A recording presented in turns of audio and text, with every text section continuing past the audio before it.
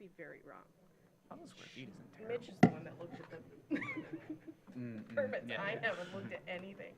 I mean, just know he's my your dad brother, was but it's not like you're surveying. linked by radio. I know. It was pretty funny. It was nice that he got my dad to survey it, though. Hey, your dad still has a surveying license, so. I know. I mean, I think after 20 years, he was like, 30 years, he's like, I can't give Some that students up. in here, it looks like, too. I think he likes doing it. Yeah, we do. Surveying. Yeah. Yeah. I enjoyed it.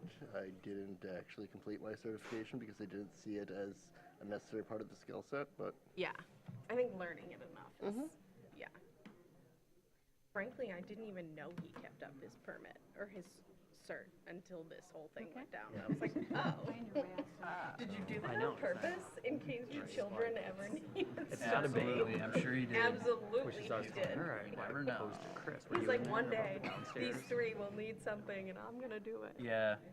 I just like the idea of like well, natural also light, just a river. in his line of work, What that it's exposure might do to helpful to people. have the most You know, you complete put 'em in skill this set for windowless yourself cell. and your employees Isn't that you it can. crazy that it like is really Okay, you guys beneficial ready? for You him guys- to You guys ready? have that experience in his current? Hello, I think it's welcome everybody to the regularly scheduled meeting of the Traverse City Planning Commission. Today is May 6th. Welcome to all of you. Roll call, please. Oh, I'm sorry, land acknowledgement. Can we do the roll call while I find the land acknowledgement? I didn't take it out. Commissioner Duterte, Here. Commissioner Hershey, Commissioner Treadwell, Here, Commissioner O'Brien, Present. Commissioner Heller, Here. Commissioner McGillivary, Here. Commissioner Anderson, Here. Commissioner Swanson, Here. Commissioner Cameron, Here. and Commissioner Knapp is absent tonight. Thank you. Now for the land acknowledgement. The land on which we gather is the territory of the Ottawa and Chippewa peoples who have stewarded this land throughout the generations. Thank you for your strength and resilience in protecting this land and inspiring us to uphold our responsibilities to do the same. Are there any announcements? None at this time. Okay. So the first thing I want to bring up before we get into old business is adding something to the agenda. Now, our bylaws under Article 5H allow you to suspend the rules and add something to the agenda if we have an affirmative vote of 7 people. So the thing at hand is a project at the request of Joel Peterson, and the only thing that we would be adding to the agenda tonight is whether public land can be turned into a public-private partnership, perhaps in the form of a park, and is that consistent or inconsistent with the master plan? So we're not talking about the entire project, just this public-private partnership. So if anybody would like to put forth a motion to say, I'd like to suspend the rules of the bylaw and add this to tonight's agenda, please do so. I'll move. I was not listening to what you said. I'll move to add this item to the agenda tonight because the motion in here I realize is not what I'm doing. Yeah. So I'll move to add it to to suspend our bylaws and add it to Tuesday, May 6th agenda. Second. So we have a motion and a second. Yes, Where is this coming from? I mean, we've got nothing in the packet. we did get we- an email regarding it. I didn't check my email, Oh. that email beforehand. Yep, So and the It's sort applicant- of, you know, it's one of the reasons we have, you know, why we have an agenda. And to add something completely new, kind of out of the blue, what's the reason that it has to be done tonight? So I think there's a couple reasons. One, we met with the city attorney to talk about the process that this needs to go through for approval. And it was determined that first city commission, or sorry, first Parks and Rec Commission, then Planning Commission per the Planning Enabling Act, and then City Commission. Because of timing of our bylaws and when our packet has to go out, which states on Thursday before the meeting, the Parks and Rec Commission meeting didn't occur until that night. So we had to submit the packet before getting a decision from Parks and Rec. So on Friday, we looked into what it would take. Now, there is a possibility of moving it to the 20th of this month. I will say at this point, we're intending to cancel that meeting, but that is an option before you because staff will not be at that meeting. We'll be in Lansing for a conference. The other issue, and this, you know, doesn't direct your timeline, but the property owner is in a due diligence period, so he's trying to, get through all his approvals on this while that is in existence. And I forgot to mention on the 16th, they'll also be going to the DDA board since this is within their boundary as well. So speaking with the attorney, it was determined that this could be added. I spoke with her today about that, just to go over it. So it really is up to the Planning Commission. At the end of the day, the Parks and Rec Commission really decides the design of it. The City Commission will determine the agreement and any, funding or anything like that that's related. Really, the only question for the Planning Commission is if a park was at this location, would that be inconsistent with the master plan? I can expand on my motion. I reviewed it this weekend, and I felt like it would not be problematic if we picked it up and reviewed it tonight. So that's why I moved that way, Mr. McGillivray.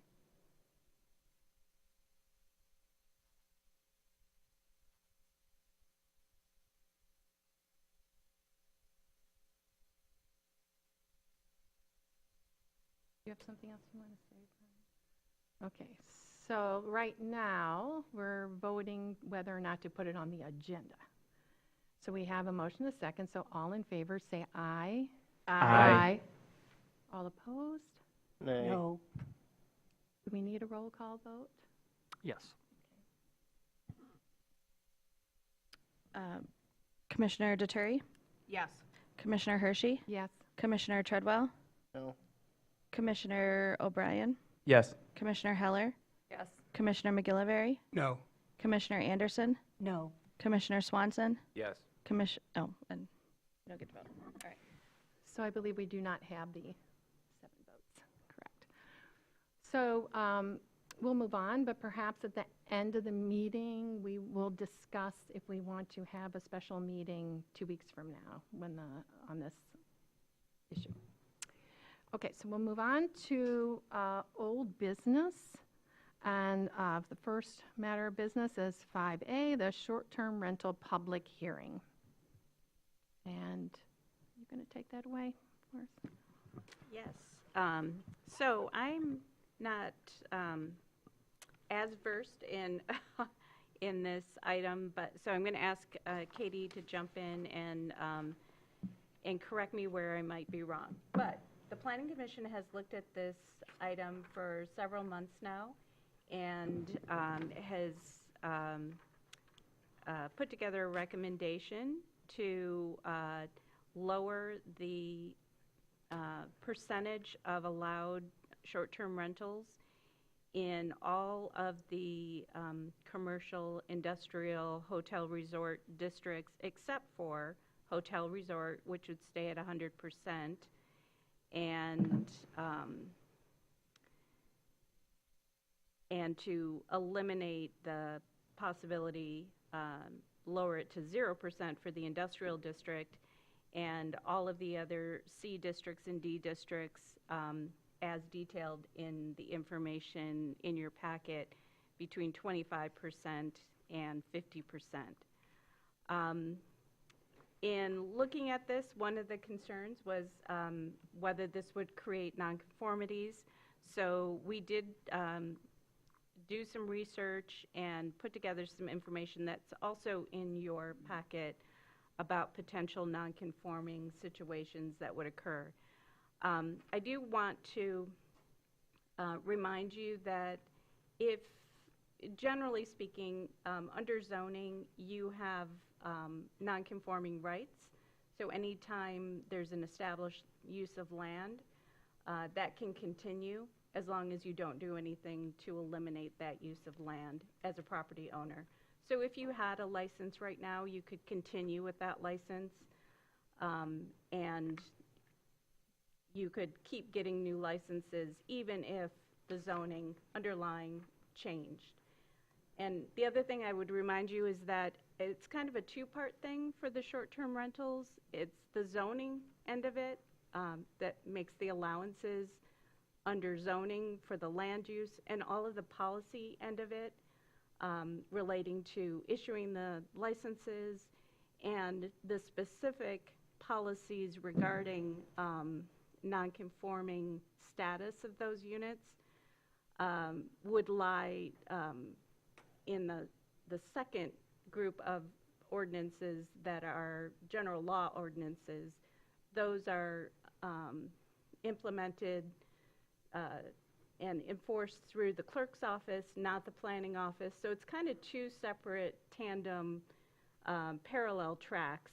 And I dare say, I hate to say this just because I don't want to make any promises, but it could even be that the city commission says any buildings that are currently allowed to have 100% short-term rentals, even if the zoning changed and there weren't currently 100% of those units with licenses, it could be that the policy that they establish is that those buildings could continue to always pull licenses in a way that, to me, makes some sense, because it would be really hard to go unit by unit and figure out who has nonconforming rights and who doesn't and who has lapsed. So it could be that that's the case. So generally speaking, things to keep in mind is that these policies that you've developed and that we're having a public hearing on tonight relate to the zoning only, and also the nonconforming status is a little bit of a separate issue that could be tackled separately. So if you had any specific questions about those numbers that we provided, just the raw numbers of potential nonconforming in every district and really by building, I think Katie can fill you in on that. Thank you. Sure. Does anyone on the commission have questions for Leslie or anything to bring up to discuss? I had a note. I actually had 2 notes. So for, in the actual ordinance itself, 1347.01, 2C, I believe should be 25% and not 50%. Because if you look above, we had 25s for all the Ds. I went back to look at my notes. I can't actually find it in my notes because I think I was just assuming lots of other people were tracking the percentages. But I think it just needs to be changed in the ordinance. Okay, so that's a conversation for you all to decide on. So in my notes, I had 50% for D3. But in the table, it shows. In the table, it shows 25. Okay, and that's fine. So help me understand, because in my notes, when I had 50, I had also, because the discussion surrounded the Gillis Street development, which was already there, which is the primary thing. I mean, I'm just looking for clarity here so we know. So is that what you guys want, is 25 on that? So if you look above. No, I know what it Yeah. says in the table. Oh, Well, okay. I see that. I'm just Got it. referencing, Got I'm it. looking back at my notes. from I previous don't meetings. remember. Okay. So I'm I mean, going to look and to the that's- rest of the group. That's the thing, whatever you guys decide that's what we put forward, so, That, we did have that discussion. with the Gillis Street thing? Yes. Yeah, the- that's what I read. just the fact that we questioned whether that, the Mill Street or whatever we call that one, the one over off of Hall and Twin Hall Front and Grandview Parkway, is that in the future, likely it would change. That it's probably shouldn't be, that the question why it's a developmental zoning as opposed to either assigning it downtown zoning or not. That was the one we talked about wanting it to be C4A. I think instead of D. Yep. So Yes. maybe, and the C4A number That's right. matches 50. Yeah. So maybe that's what happened. I truly don't remember where we landed. No, and I think I'm recalling that now, because we Yeah, looked I at don't know where we landed the future either. land use map projected that as C4A. Correct, C4A. And we had talked about 50%. But then we said sometime it'll be a project. And I don't remember which number we landed on. I'm personally fine with either. I would just want to make sure that that they match. Yeah, we would need clarity before any kind of motion. I think in terms of preference, I'd say 25 for all the Ds. And if and when we change to C4A, then we change it to match, just so that it is very clear and it's not like muddy, that we changed it before we changed it out of a D. That's a good point. It's a fair point. So are we going with 25% then? I haven't heard an objection to that from anyone, so. I think that's, Okay. Yeah, I mean, maybe it'll prompt a rezoning. So it should be rezoned. Yep. Oh, then my other note, so sorry, was at the end, the nonconformity document, sheet, table, great, was amazing. It was very helpful. There were no D2 items on the table. Does that mean that there would not be nonconformities in that district? I think, yeah, Dave gave me the list. Okay, Because as I think about it now, D2, the only location that really has a lot of short-term rental licenses is that Boardman Flats development. Are you familiar with that one on the north side?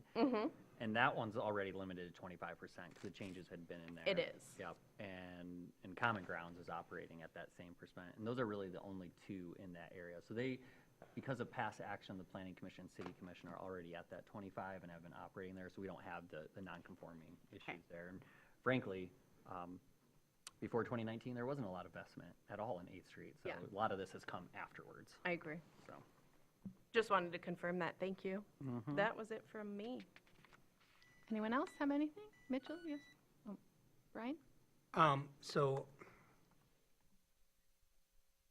this was brought up to me recently, and we haven't, and I've kind of shied away from delving into the policy, the policing powers aspect of the city commission, but Leslie pointed out that, the city commission has the authority to, allow them all to continue and not have any they'd still be non-conforming on zoning, but allow them to have licenses indefinitely.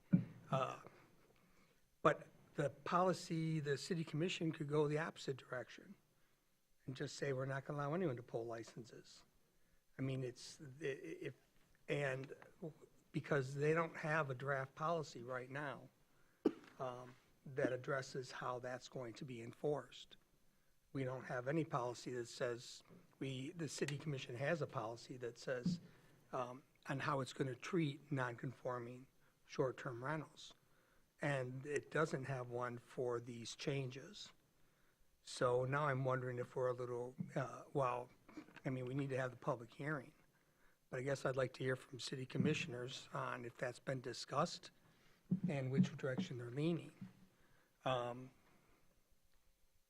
And I've brought this up before, and now, and I'm just gonna reiterate it here, and we can talk about it again later after the public hearing. I was on the planning commission before. We looked at limiting it to, we eliminated it in the C2 and C3 zones because they don't allow hotel motels. So then we created it and we didn't address those other areas. Maybe we should have then. But the inconsistency with the numbers, making a C4, C4C 25%, and which is even less than C3, I just have a hard time with, the consistency for the D district also applies, I think, to the CA, C4, C3 districts, and even the community center. So, but that's, we've had these discussions before, so it's nothing new, just putting it out there for now. I'm offended, Brian. Any other comments? Okay, sir. In terms of the city commission, if you're asking what their current stance is, I think it's fair to say, as far as police powers, we're on hold. And that I made a presentation regarding options for police powers and made a pitch to establish an ad hoc subgroup of the city commission, and that is pending. There was no action taken on that proposal. So Mitch, is there anything else you wanted to add? Yeah, speaking as another city commissioner, but neither of us can speak for all 7 of the board, I got the sense that the city commission wanted a little more resolution on what the planning commission was discussing on the zoning side, rather than ending up with having one conversation happening at the planning commission about the zoning and another parallel conversation about the city commission that may or may not line up in the end. That's what I took from that meeting was, Jackie, you gave your presentation, as you mentioned, and your ideas, and it seemed like they wanted to wait to see what you guys send up to them, so then they knew what to discuss and how to address it, so. And if it's anything like the previous time we went through this, which Brian referenced just moments ago, they can send it all back. They can send parts of it back. They can send none of it back. We've seen this all before. So at the very minimum, I'd like to get this moving because it feels very chicken or the egg. The longer we wait, we've already waited years between when we pushed this before 2022, 20. 2020? It was before my time. Yeah. Wow. So that's 5 years, frankly, and a lot has changed in 5 years. So that's where I stand. And I would say to Brian's point, when this happened in 2020, that's when the city did adopt an ordinance for those districts and how to deal with the nonconformity. So there is a precedent for how they've dealt with this in the past. Different commission, of course. Yeah, I was on that commission, so I was a little bit more comfortable at the time with how it would work out. Yeah. Anything else from Planning Commission members? If not, I'm going to open up the public hearing on short-term rentals. If you have any comments to make, please come up to the podium, state your name and address, and you'll have 3 minutes to present.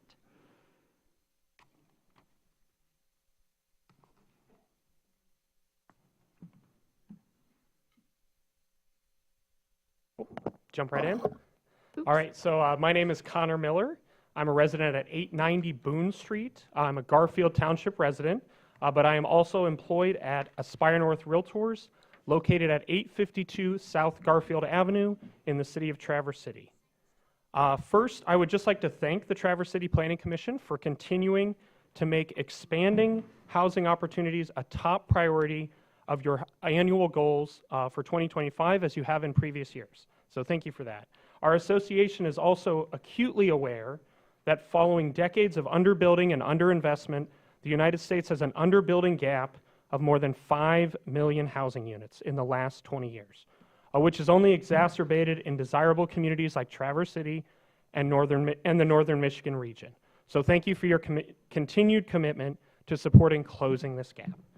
This evening, I would like to share with the Traverse City Planning Commission our association, Aspire North Realtors, efforts to conduct a study to evaluate the positive and negative effects of short-term rentals on the Traverse City community.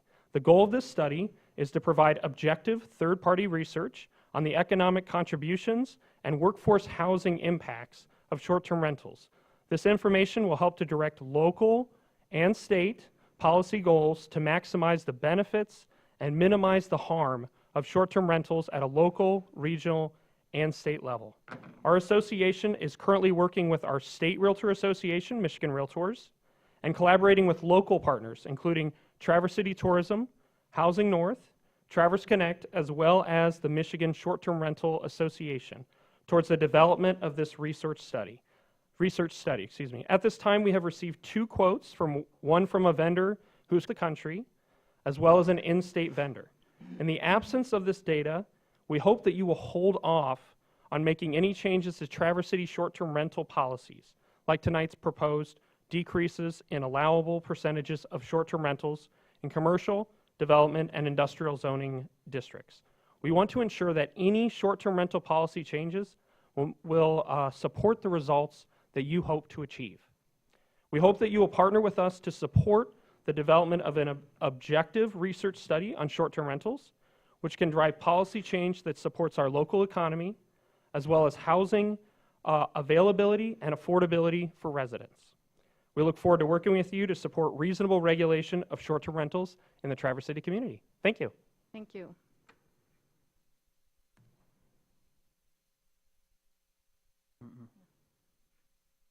Anyone else would like to come up?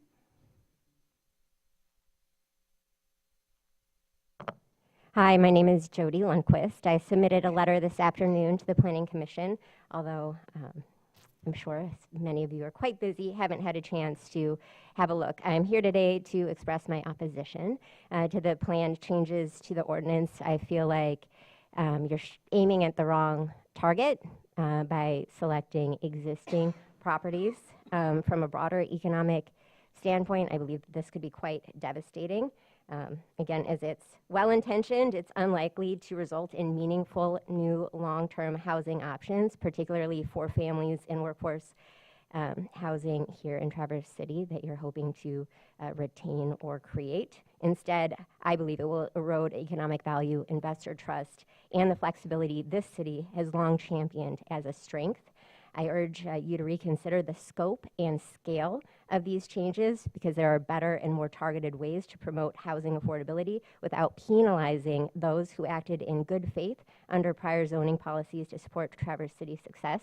I forgot to mention, I own and live at 224 East State Street.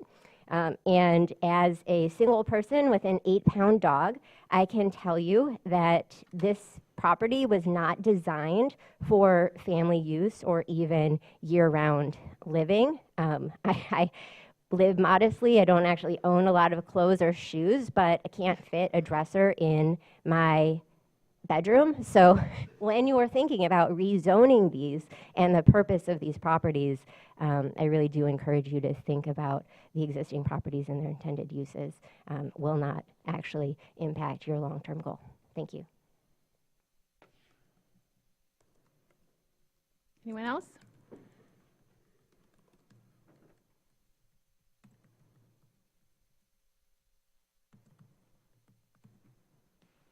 Hi, my name is Trent Sims. I live at 19875 Arthur's Way in Lake Ann. However, I am a local business owner that facilitates quite a few of these short-term rental properties in Traverse City, a licensed realtor by trade, and an owner of multiple short-term rentals in Traverse City. To be clear, I fully support reducing short-term rentals in new developments. However, what urgently needs to be clarified is what happens with an STR license when a current owner decides to sell their unit. As it stands, city policy allows a new owner in a grandfathered district to apply for and obtain an STR license within 90 days of the purchase of a licensed STR. Will this same policy remain in place under the proposed changes? It is important to recognize that the planning commissions and city commissions have created a clear framework for how to legally invest in short-term rentals in Traverse City. Over the past 4 years, $100+ million has been invested into Traverse City STRs based on that very framework. Now with this proposal, there's growing uncertainty and potential financial harm for those who have followed the city's guidance in good faith. Many of these property owners now face the risk of losing significant value, potentially hundreds of thousands of dollars, if they can no longer sell their STRs with the ability for new owners to reapply for a license. This right currently exists in districts like C1, C2, and D2. So again, I ask, under this proposal, will grandfathered, legal, non-conforming STRs retain the ability to transfer ownership with a new buyer allowed 90 days to apply for the STR license? Thank you. Before anybody else comes up to speak, because we've heard this a couple of times, I want to reiterate what Leslie said at the beginning of the meeting. If you currently have a short-term rental and you've been asking for licenses every year, you will be able to continue to do that. As far as selling a property and the license, state law allows you to do that. So any policy that the city commission is going to write, I don't think can supersede state law. So Non-conforming status is a legal status under state law, and it travels with the land, not the property owner. So if I own a gas station that's been zoned out, and so it's non-conforming, and I sell it to the chair here, she can still run that gas station. It doesn't, you don't lose that non-conforming status except through abandonment, which is an intentional act too. Not, if I closed it for 6 months and reopened it, that doesn't mean I lose that status either. So just to make sure that everyone knows that this is looking forward on future developments and how many STRs really would be allowed in those because of that legal protection that's provided. Who else would like to speak?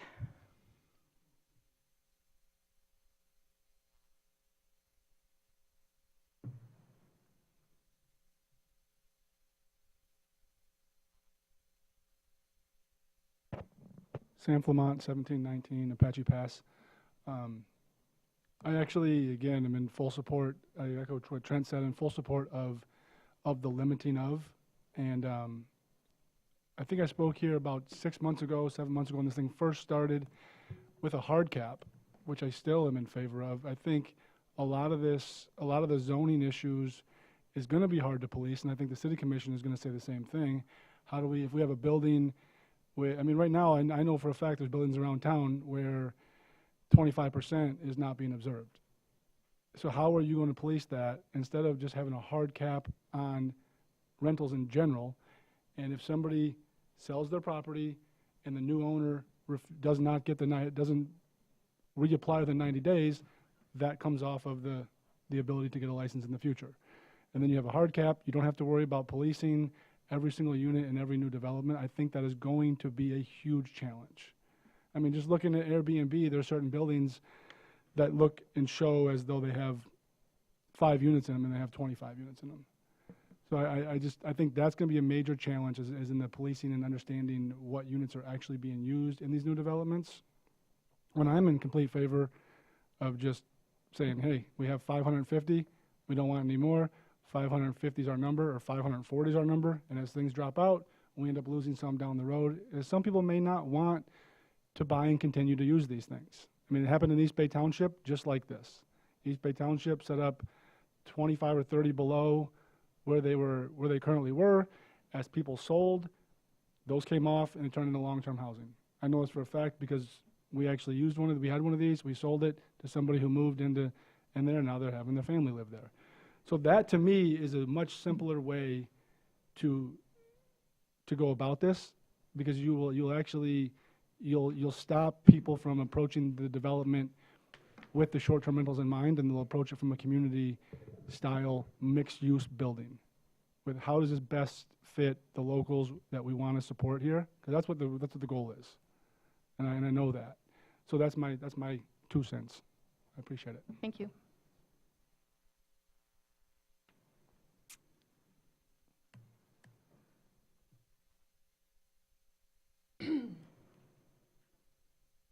Hi, Kara Gelvin, 439 Webster Street. So I know we're not supposed or allowed to have the back and forth, but I guess the clarification still needs to happen of what happens when a sale happens. From my understanding, what in other townships have happened is that non-conforming use does apply to the zoning, but not necessarily to the permit itself, which is why after 90 days, if that person was to go and resell, the next person can't reapply for it.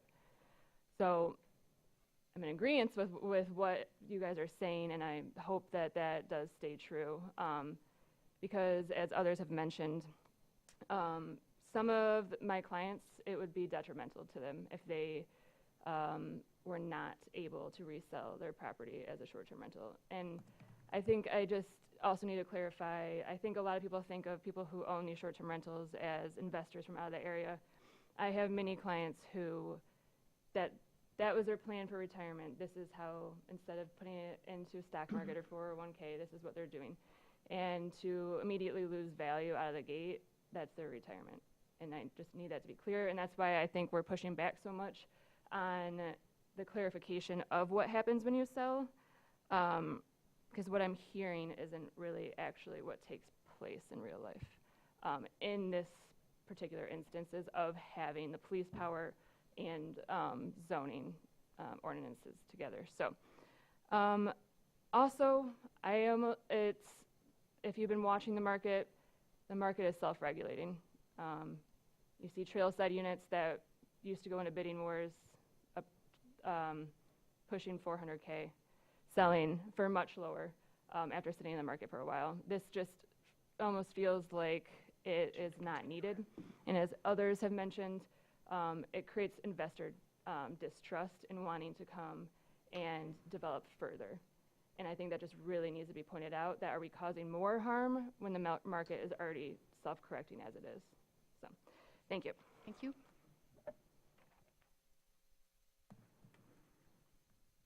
Hello, my name is Ryan Scott, and I'm a proud resident of Traverse City. I reside at 118 Gillis Street, number 3, the Freshwater Flats building, and I've been there for a couple years now. I rent my condo as a short-term rental. It's helped supplement my income. I started hosting because I love this town. I wanted to share it. Traverse City is such a special place, from our lakefront sunsets to the cherry orchards. It's such charm. The income I earn from hosting isn't just a side hustle. It's part of what allows me to live here. It helps cover the rent, the rising cost of rent and living, and gives me the flexibility to stay rooted in the town I love.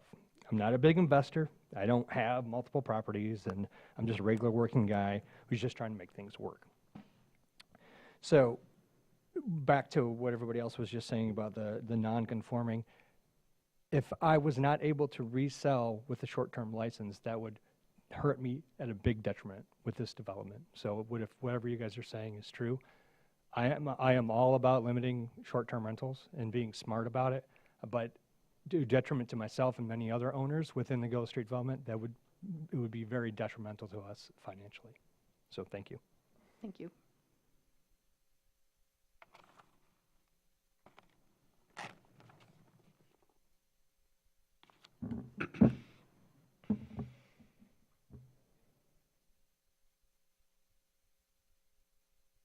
Hello, my name's Mark Newton. 3 minutes will be difficult for me, but I will do my best to comply. Please don't have your stopwatches going.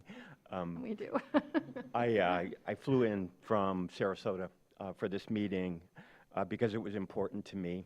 I am a president of a local condo association that has 12 units. Some of the owners are in attendance tonight. I also own others in town. This is personal in terms of this is what I do now. I was an attorney, I was a teacher, I was a mediator, and I was divorced in the last year. And in the divorce, I made a decision to keep all my rental properties in Naples, Florida, Sarasota, and here where I've owned properties for 5 years.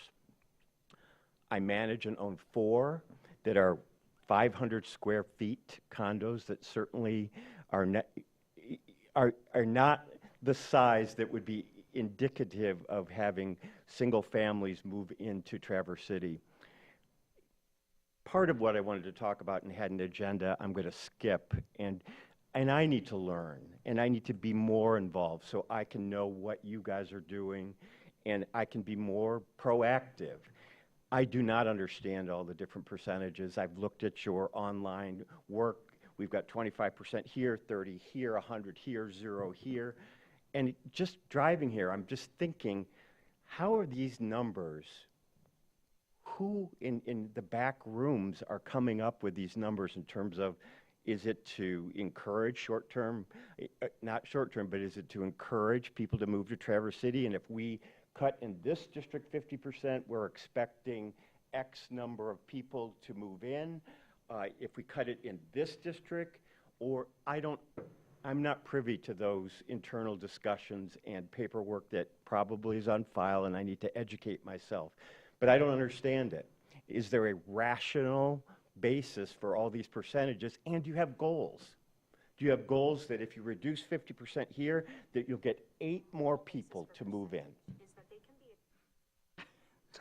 Go ahead. Is it okay? Yeah, I don't want to, I will get involved, but I would like to know more about how these percentages have a rational basis in what your goals are. And yes, this is personal. If I lose my Airbnbs, this is all I have. This is what I do for a living. I'm no longer a lawyer. I'm no longer a teacher. I made an informed decision to be an Airbnb owner and manager and take great pride in it. And I take great pride in this city. And I don't want to lose what I've made decisions for. And many of these people have made those decisions that they don't want it taken away. We hear this, that you've got Look what happened in New York City. They took all short-term rentals away, even after long discussion. So we don't have a lot of trust. Your time. Thank you. Sir. And I appreciate the opportunity, and I have more to say, but I'll try to get involved. Thank you. Anyone else? Okay, then I'm going to close the public hearing. We're going to go back to the commission. But for the benefit, because we know this, but for the benefit of the people sitting here, I want to remind everyone that the Traverse City Planning Commission, when it comes to land use decisions, comes up with an idea. That idea is sent up to the City Commission. It is the City Commission who will decide the policies, what happens when you sell things. We have nothing to do with that. So our goal was to discuss short-term rentals and how we should change it. And if this commission decides to vote tonight to send it up to the City Commission, there will be much more work that's going to happen at that level as far as policies and things like that. So that's not within our purview. And again, I just want to say, as we've said now, this is the second time that if you currently have a license, you will have a license as long as you continue to apply for it. So now coming back to the rest of the commission, according to what you've seen in our packet, we are not required to make any kind of decision tonight. But how are you feeling right now? We have discussed this for a very long time. And is it time to send it up to the City Commission to start working on this is really our question before us. So what does everybody have to say? Like it to continue to move forward. Meaning you'd like it to go before the City Commission? Yes. Thank you. Does anybody else? Yes. Yes, I'd like it to move forward. I won't say that this is perfect. Perfection is, frankly, an unachievable goal. I'd be the first to admit that any numbers that we have in here are inherently arbitrary. If somebody calculated out something, you'd end up with a recommendation to have 38.7% rather than a nice round number like 25%. So I can say this is a solution that we decided through multiple discussions that we've had as a body.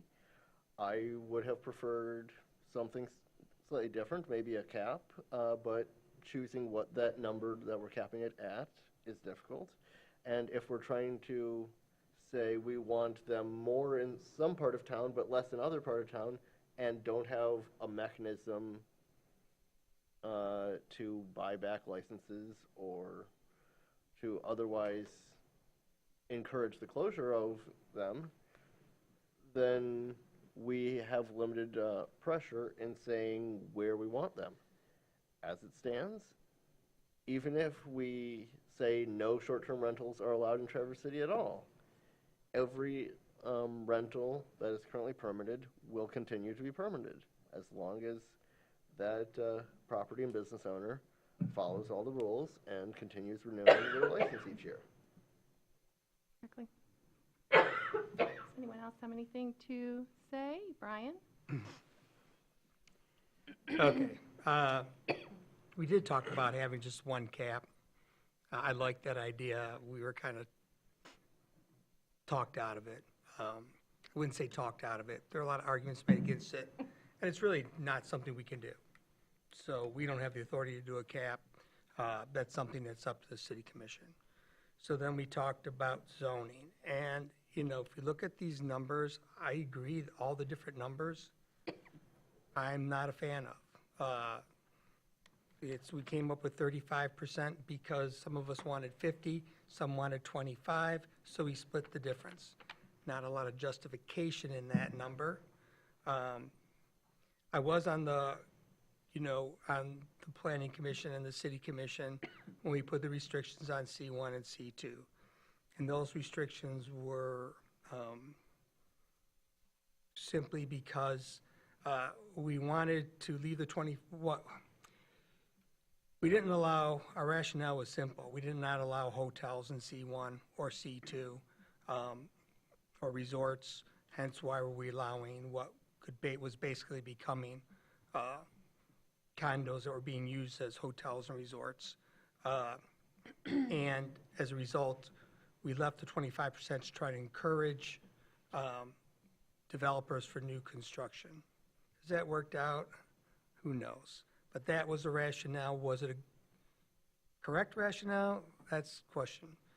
But it was, the reasoning was there. You know, and I think what, we can't go in and really limit new construction only in a zone. Our tool is basically, we can try and get people to create more housing with a mixture of short-term rentals, and and I understand the rationale behind this somewhat. I'm not comfortable with anything less than 50%. And we keep saying you won't lose your license. Well, currently the city policy is once you sell you cannot sell your license.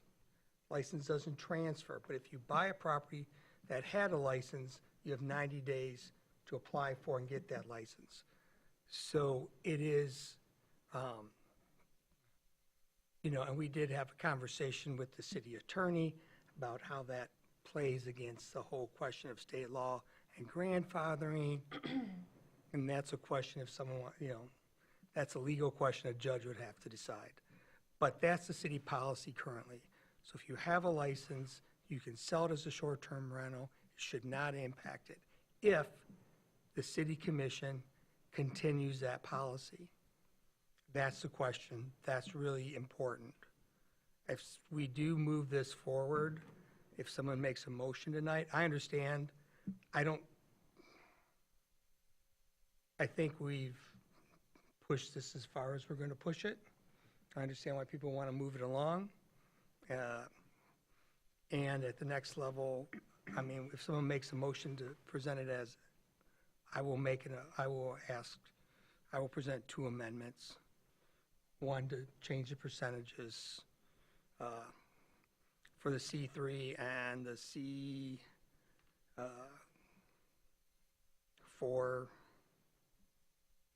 the regional center? Yeah. Anyway, C4C to 50%, and I'll also ask a motion that we encourage the city commission at a minimum to maintain the same policy addressed for on these,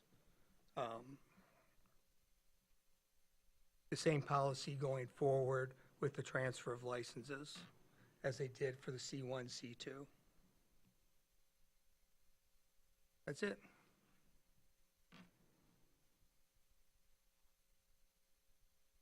Okay.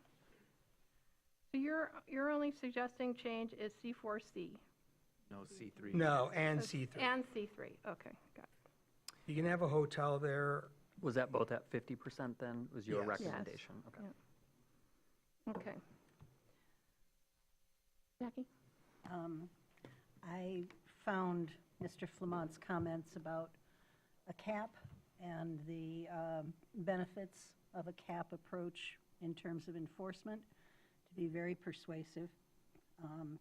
I know that this body has been steered toward tinkering with percentages from the beginning of our discussions, and I have been proceeding down that path. I am concerned at this point that we're building something that may not be functional, and I am attracted by the experience of East Bay Township and the success that they appear to have had with their cap and manage approach. And if I was starting fresh, that's the direction that I would go. But that is something that the city commission can decide when it comes before them, is this correct? Yeah. Anyone else have any comments? Right. Question. Do we have to, do we have to send it up with a recommendation? What do you, Okay, Oh. say that again. Do Let me we have to understand. send it up with a With recommendation? a recommendation. Do we have to recommend its adoption? I mean, if we vote no, it still technically goes to the city commission. Either way, it's up for them. They don't have to take it up, but it's up there. If we vote yes and make a recommendation, then they're gonna have to address it. But do we have to make a recommendation? I think if you're going to send it up to them, yes. Yeah, you have to- You know, this is different in that you don't have an applicant that you're providing due process to. This is your own initiative as a planning commission, so you don't have to do anything. But if you're going to send it to them, you need to send it to them with a recommendation. What would they so that discuss? they respond to. Okay. Yeah. But again, you don't have to take any action because you don't, you know, so. Just a thought that if we don't send this up, does that free the city commission to pursue the police powers options that are in front of them? The city commission cannot change any of the land use components without a recommendation from the planning Right. commission. So I said police powers. I know, but the police powers that we've been talking about have been in relation to the changes in the licensing. Because we already have the police powers there. So, I mean, they can tinker with the police power anytime, but I don't know what they would be fixing in that case because the police power relates to the land use. Do you mean the cap, Jackie? Could be the cap, could be lengths of stay, it could be any number of other policy and operational issues. Yeah. that, I you think know, we- aren't currently addressed within our written ordinance. I mean, I feel stymied at the city commission because they're waiting for planning commission action. Right. Yeah. That's the way it's designed to function. Yeah. So, I'm gonna make a motion. It's gonna be a lot, because I have an amendment. Oh, no. It's just the one I mentioned earlier. It's just Okay. the percentage that doesn't match, that we landed on. Oh, once we have a motion on the table, then we can be Amend it. making Yes. amendments. The one last comment I wanted to make before I did the official motion, though, is I think a lot of these, I think it's going to be multi-tiered. There are going to be many layers to this process. This is just a layer that we have been talking about for 7 months, I think Sam mentioned. Months, probably years if you go back to the first time we passed this in 2020 for C1 and C2. There might be a cap layer, there might be police power, there might be limitation. There could be so many operational components. There are going to be so many parts of this. I just don't want to wait any longer because it exposes all of the areas of our city that could be something else. So I will make the motion to recommend the approval of the proposed changes to zoning ordinance section 1344.01 uses allowed, section 1346.01 uses allowed, section 1347.01 uses allowed, section 1347.01 uses allowed, as detailed in the draft vacation home rental regulations ordinance amendment, with my proposed amendment that for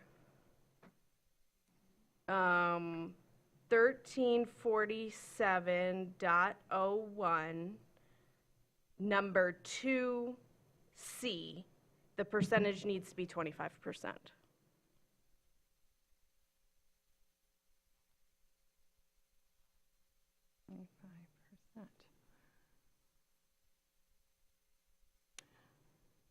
Do you want to further amend that, Brian? No. No, we have to vote on my motion. Oh, that's right, that's right. Do we have a second? Second. All right, so, right now, it's the motion with the amendment that 1347.012C becomes 25%. We have motion and second. All in favor? Wait, you have to have discussion after the Oh, motion. I'm sorry, okay. Discuss, I thought we were I finished. think Brian would like to amend the motion. Yeah. Oh, I thought he said we had to vote, okay, never mind. Okay, go ahead. So I want to amend the motion.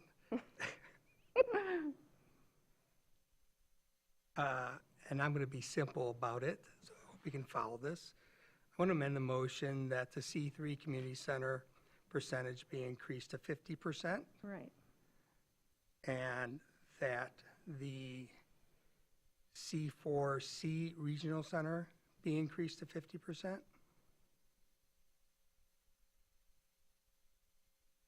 Is Those that it? two.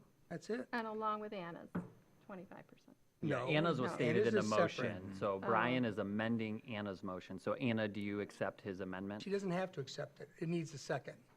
Oh, I thought both the originator and the second. No, that That's was a friendly amendment. A friendly It's a amendment. friendly, and Unfriendly. that's not in our bylaws. Okay, That's something the city commission does, got it. but they don't have to. So do we have a So the question is- second? I'll second the amendment for purposes of discussion. I'm trying to get a map pulled up, so sorry. I'm just behind. So to recap, we had a motion by Deturi with a change in the D3 to 25%. Included in my motion, And correct. it was included in the motion. It was seconded by Jess. Brian has made an amendment to the motion to increase the percentage in C4C and C3 to 50%. Mitch has seconded that amendment. So at this point, it comes back to the commission for further discussion. Get ready for this amendment. Did you say, it's already 25%, you said the D. But it's inconsistent in another place. I'm gonna so wait. She's just cleaning it up. Okay. Yep. Sorry? I'm just waiting. We have discussion on the amendment. Yeah, So I think there should, and Brian, you can't can amend recap on his- this. So, I A mean, vote on accepting the Yeah, amendment. I've already made my Oh. my statement previously on why I And think we they have a should. second. Right, and we have a second, so we're discussing it. Okay. I mean, my reasoning remains the same. I thought C3 should have been 50% from the beginning, no lower than that. And again, I think that the C4, C should also be 50%, and partly because, just for some consistency. So that's my, alone. And also just because it creates less nonconformity overall. Speaking as a seconder, we do have some pretty significant reductions in this. Even though this doesn't change anything of the units that are permitted, looking forward, it could radically shift it, and these numbers are arbitrary, so perhaps in those two categories, it does make sense to have something of a middle ground. If we're looking at the C4 district, it does create a bit of an inconsistency that most of our hotels are in HR districts that are allowed to operate 100% short-term rentals, but then we have buildings like the Park Place that are in C4 and would be limited. I'm not expecting that the Park Place Hotel will start listing all of their units on Airbnb rather than their own website that they've used for 20 years now, but it does seem like an inconsistency there. How they advertise them doesn't impact what they are. Yeah. Park Place is a hotel, like any other hotel. It's not covered by this. It's not a short-term rental, so. Right. They're also not dwelling units, they're rooms. That's Yeah. a difference. I'm going to hold out because I really, as desperately as I want to concede, Brian, I really truly do. I just can't. It will, I would not be able to sleep at night for a couple nights if I knew that I left that out there. I know that it could be one person in one dwelling unit, and that is enough for me to take that risk, if it meant that somebody could stay in this town living. So that's my remark. I know it feels so silly about tiny little arbitrary percentages, but there are so many residential units in those two zones alone that I can't do it.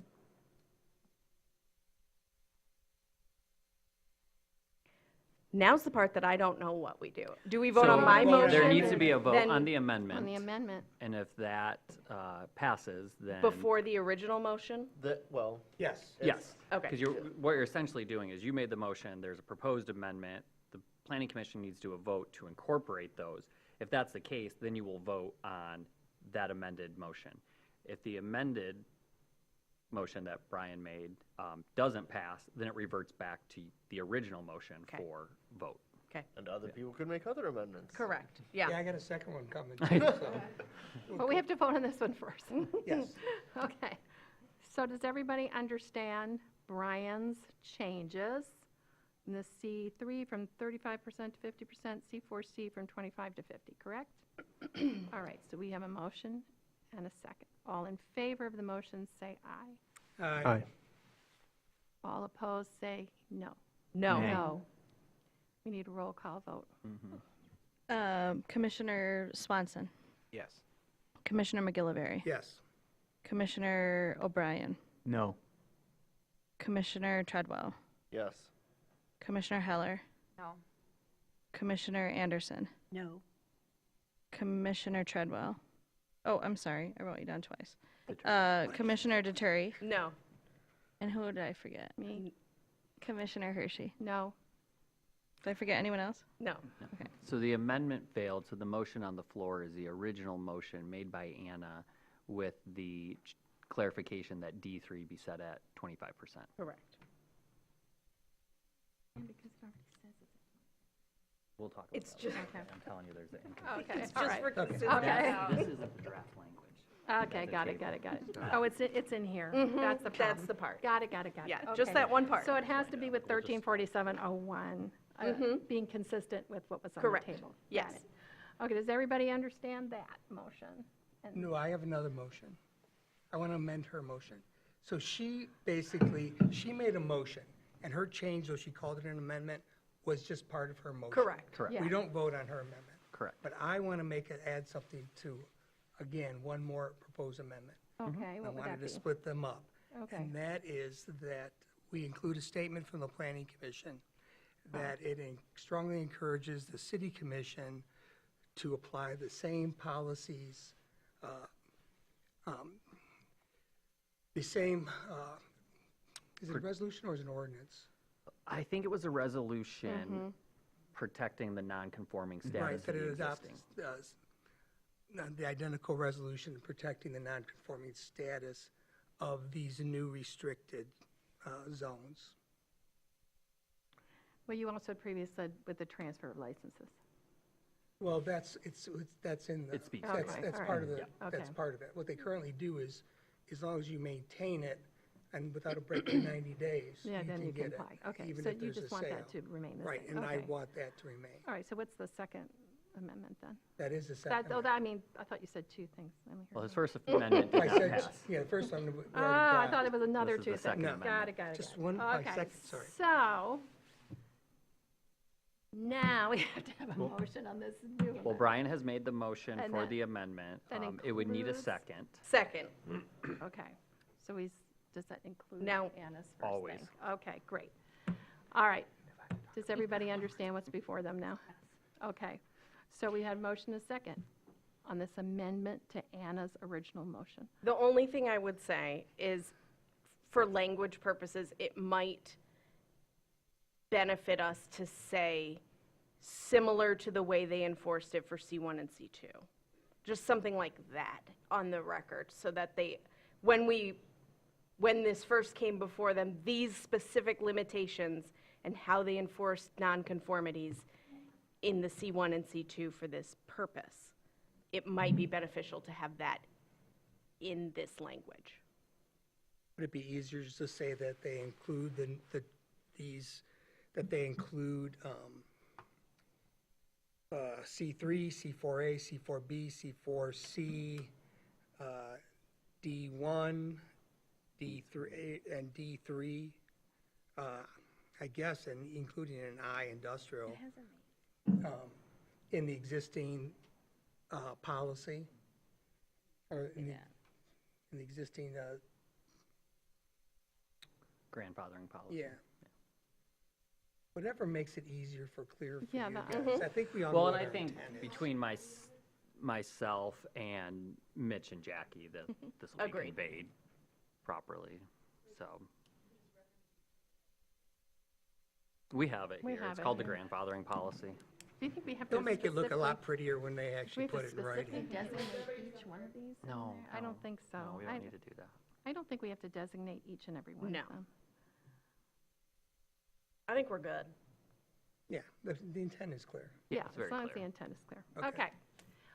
All, I have a Jerry. question, or I have a point of, just to lay this out. So, for a building that has 8 units and all 8 are currently STRs, and then they get, let's say, reduced 50%, the only way that building would ever be down to 4 units, which would be the new allowed amount, is if 4 units either sold or the owner didn't renew their license. And even if it's sold, typically they Well, have. they sold, but They then, Didn't renew in they 90 did days. renew right, in 90 so it could take 20 years before those actually went from 8 to 4. Correct. That's why most of this we've been emphasizing is looking forward. I mean, Right. there's a For new strong ones. protections, as has been mentioned by people during the public comment, there's expectation-backed investments that they've made, so those Right. are protected. So it's more of a, yes, it's In in the the future. future. Yeah. Yep. And it's always been that way since we've been discussing this, is looking futuristically. So. Are we ready to vote? Yep. All in favor? The amendment. On the amendment, I said it earlier, but on the amendment. All in favor? Aye. All opposed? No. Vote, do we need to do a roll call? Yes. Commissioner Hershey, Yes. Commissioner Swanson, Yes. Commissioner McGillivray, Yes. Commissioner Anderson, No. Commissioner Heller, Yes. Commissioner O'Brien. Yes. Commissioner Duturi. Yes. Commissioner Treadwell. Yes. Motion carries. So that brings now an officially amended motion to the floor, which was Anna's original motion with the clarification on D3, with Brian's addition that the Planning Commission, I'm going to paraphrase, strongly recommends that the City Commission adopt and implement the same grandfathering policy strategies to protect the non-conforming status of the existing short-term rental licensees. Yes, that's what we just voted. No, you voted on the amendment to make that now what I just stated, Oh. the official motion Okay, on so the now we floor. need another motion. For what? No. No, we have. No, we're voting. Oh, Yeah. Now we're voting on the original Well, we can motion. continue Oh, discussing now- the. Okay, yes, okay, go ahead. I'm very confused, sorry. So now it's just on the original motion of Yeah. Anna's, got it. With what With Brian what has Brian- adapted. yes, yes. Yes. Well, I'll propose another amendment. I thought this might be more complicated, but it looks like it can be added as a simple sentence to setting a citywide cap at 650 units. What is the current number? Okay, I'm going to just recommend that if you're going to introduce something that drastically different, Muddying the you're waters. going to need to renotice a public hearing. That's never been published to Okay. the public. So you can bring that up for consideration, but you can't take action on it at this time because there hasn't been notice given. Fair enough. I retract my proposed amendment. Which any planning commissioner can request that, that's through the chair, that be brought on for discussion at a future meeting, if you want to go that route. I do think I want to keep it warm. I think we will hear very shortly from the city commission whether or not they're happy with this route or not happy with this route. And I think we will have at least hopefully have more clear guidance on whether or not there's any bite for that. So I think we just keep it warm this year. It's up to them. So does Anna's motion need a second? I thought. No, we're No. already second. Yeah, okay, No, so but we're, just we're the voting original on it. second It's chair to stand. call So the we vote. just need a vote. Yep. Mhm. Okay, so, all in favor? Aye. All opposed? No. Roll call. Commissioner Hershey, Yes. Commissioner Swanson, Yes. Commissioner McGillivray, No. Commissioner Anderson, No. Commissioner Heller, Yes. Commissioner O'Brien, Yes. Commissioner Duturi, Yes. Commissioner Treadwell. Yes.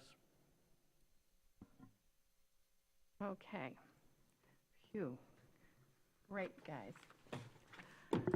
Okay. Can I just offer a little bit of information that I have regarding East Bay Township's cap? The way I understand it is that the cap that they established, and they came to that cap through lots and lots of analysis. So they determined what their cap was. That number is substantially below the number of short-term rentals they currently have. So they created this new ordinance or updated ordinance, they created their cap, and now they're in a holding pattern. It's effectively a moratorium, and they have to wait for a lot of attrition for short-term rentals to fall off before they even get to the point where they have to figure out how do they entertain new applications for the very few that become available. They haven't even begun to figure that out yet. So I think there's, even though it's an example to look at, I think there's lots of open questions with East Bay Township. And some other places that have placed caps, they thought they were closer to how many they actually had, and they are well below their caps. So I don't know that the caps, where they're close, have really been tested anywhere in Michigan, or at least around here that I know of. And I have done lots of research in a former life on short-term rentals. And so I just would caution you that the cap might not be the panacea you think it is, because there's a lot of unanswered questions. Thank you. In a lot of cases where caps have been effective, they started with a cap. It's when you go back to an existing system that never had a cap and you try to introduce it where it loses a lot of its effectiveness because of the existing status there. So that's why we had recommended work within the system that you've created already through the city. You're going to probably be more effective in the long run that way than the other way. Thank you. All right, let's move on to old business B, introduction of PUD application 25 PUD01, referred to as the TC Millworks, submitted by owner Tim Pulliam for the property located at 1032 Woodmere Avenue. Mr. Winter. Yeah, so this is being brought before you just for introduction, no action tonight. This is procedurally a lot like the Safe Harbor SLUP, so we wanted to get it in front of you while we're conducting our internal analysis. So you'll see that the staff report is in draft form because we're waiting on the feedback from the appropriate development-based departments in the city to comment. But at this time, you are given the plans just to review them. The applicant team is here to ask questions. You had a preview of this, I think, back in December when they came to the Planning Commission to request a recommendation to the City Commission to apply for a PUD on a parcel of land less than 3 acres, and this one's just over 1. And if you recall, we discussed the unique constraints on this property. It's a long linear property running north to south with 3 front yard setbacks on Sheffer, Carver, and Woodmere. You have the railroad lines. You have a curvilinear western property line and a city street that has no easement instrument yet crosses their property. So through this process, we intend to get that cleaned up, and we've had conversations with the attorney on how to make that happen. So they plan to do a mixed-use development with a larger anchor building on the south end. As you recall, they had a outdoor lifestyle retailer that plans to locate in there, and they were also looking for some sort of food and beverage tenant as well. That building has height limitations on it because of the airport approach zone, so I think it is going to end up being the shorter of the 4 buildings. It also has limits on the type of uses that can occur there, mostly preventing ones that facilitate a high density of people. So from what you were originally presented with back in December till now, they have flip-flopped where the retail location is going to be in the building and the food and beverage component, because that's going to have a higher density of people. So the north end of that building is right outside that airport approach zone. So although these are 4 separate buildings proposed, they would be built on one single foundation, which includes underground parking. So that would be incorporated into it. The access for the underground parking would be off of Carver Street. The 3 buildings to the north, beyond the commercial, would be for residential purposes. The renderings show 3 stories. The Planning Commission in December asked, why not 4? And I know that the applicant is considering that, I think it has a lot to do with pro formas. How do things balance out and what makes sense? So, typically with a planned unit development, you're typically getting some sort of public benefit as well through this. So in this case, they have proposed paving that portion of Sheffer Street. The concept that you saw in December showed more of a parking lot there. And the Planning Commission talked about, well, if there's events or things like that, where are people going to park? So and we also were running into issues too with how do we maintain the snow plowing? How do we keep access to the property to the north, emergency vehicle turnaround, things like that? And really the best option there then is let's just pave Sheffer Street, make it more like a traditional city street with on-street parking. And so they did that parallel. There's a lot of nuance with the fire department as far as how wide that travel lane has to be, what distance it can be from the building to have ladder truck access and things like that. So as of now, they are, what they're proposing is compliant with the fire code.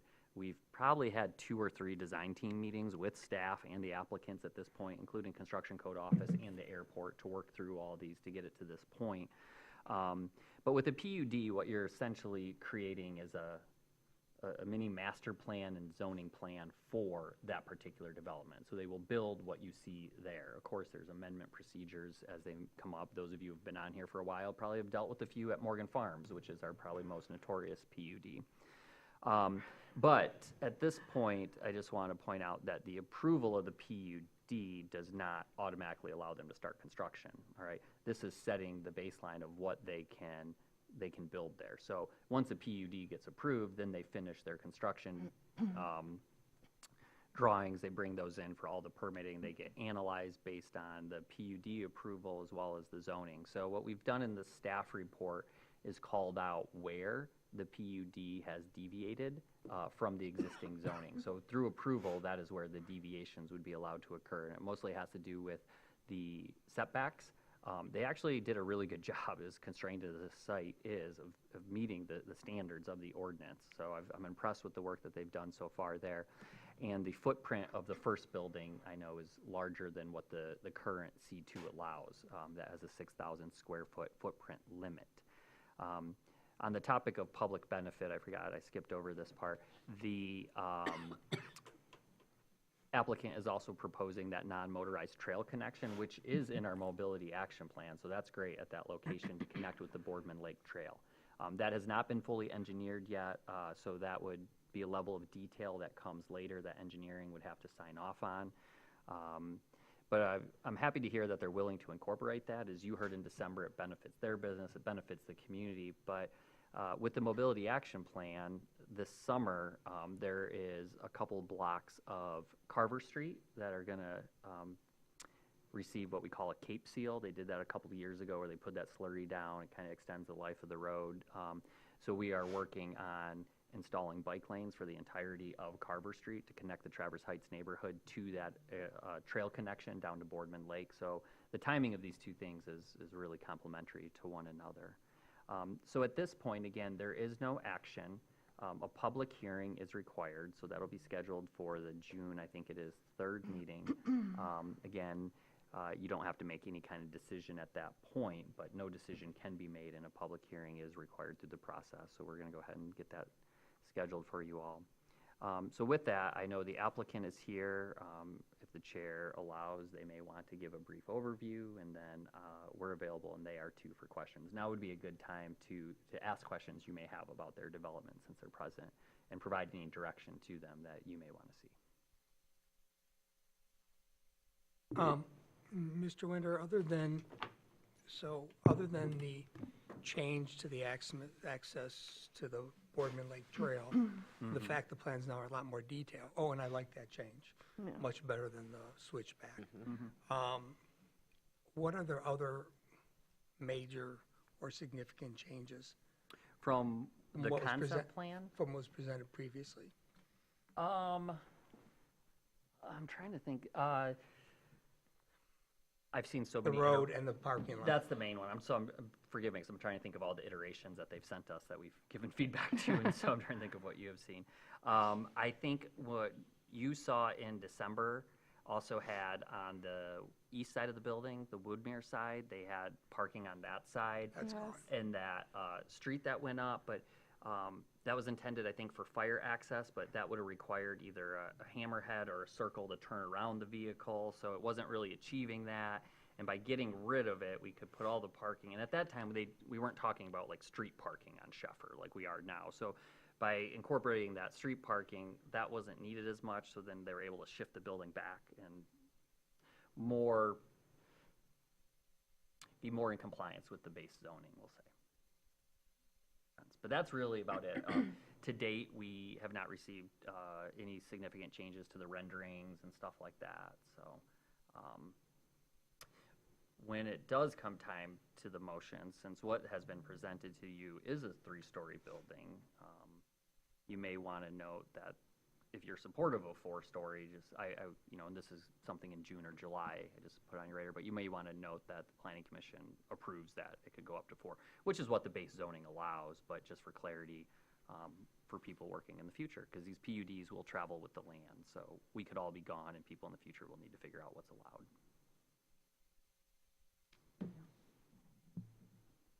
Mitch? Yes, I do like the idea of 4 stories, even though the renderings here are 3. I understand that all the financing hasn't been lined up, so additional things could come through, and part or all of the building could be changed to a 4-story design, which is allowed under our zoning law. So, I think we should call up the applicant team and hear what they Yeah. have to say. Would you like to come up? Hello, Tim Pulliam with TC Millworks. I'm part of the development team, 516 West 11th, if you need to know that for this. Yeah, we really didn't make many changes that were driven by us. When we were in December, we kind of came in with like what we were dreaming to do. We met with all of the departments multiple times, 2 or 3 or more in some cases. We took all of their feedback. We made changes along the way, and sometimes one department's feedback maybe didn't align with another department's goals, so sometimes there were changes one way and then changes that came back a little bit. But after a bunch of meetings, I feel like we're in a really good spot with all of the departments. It still fits well for both the client that's going to be occupying the retail space. It still seems like it's a nice scale for that area. Things have shifted or moved just a little bit. But I mean, we're definitely happy with the way it all turned out, and it seems like all the departments are where they need to be so that it works out well for them too and doesn't, create any headaches for any of them as we move forward with this. It's not substantially different from our use by right, but definitely having this PUD makes the project stand on its own a lot better. It also fills the need of the mixed use, which is going to kind of be the anchor and allow us to set the tone for that development. And not only that development, but really to set the tone for how the rest of Sheffer gets developed in the city. Like, do something really nice here, kind of set the tone for what's possible, and then hopefully as the other parcels to the north of us have an opportunity to develop, we've put together a nice model that works well for the community and is fitting to that neighborhood. So, happy to take any questions. Any questions for Mr. Pulliam? Jackie? You Jackie, come first. Go ahead. Sorry. Thank you. I would like to have some more information, and this may be a premature request, but I would appreciate some details as far as the intended use of city-owned parkland that's contiguous to your lot. Specifically the Lakeside Pavilion on city-owned parkland. I would like to know about the tree removal plan and what the new proposed tree line is going to be, how many trees will be lost. There was a mention in the current draft of the PUD about maintenance and funding agreements, so obviously would like more detail about that. And we have had a riparian buffer zone committee working, and I don't know where their work stands right now, but if it's at a point where we can see an outcome, I'd like to know how this aligns with the work of that committee. Yeah, absolutely. So I guess I can start with the public land. I mean, it will be a gateway to the neighborhood and also obviously to our development, which is nice. I use the Boardman Lake Loop a lot. I live on the other side of it in Central Neighborhood. We're definitely lacking both places to access it if you aren't lucky enough to live in a neighborhood where you can just walk a couple blocks or ride your bike to it. And we're also missing other recreational amenities around the loop. It's a beautiful loop, but there's not many places to sit and enjoy the view or to meet and have a sandwich. I kind of anticipate that this public space will provide opportunities for people to do that. Hull Park sees an awful lot of pressure.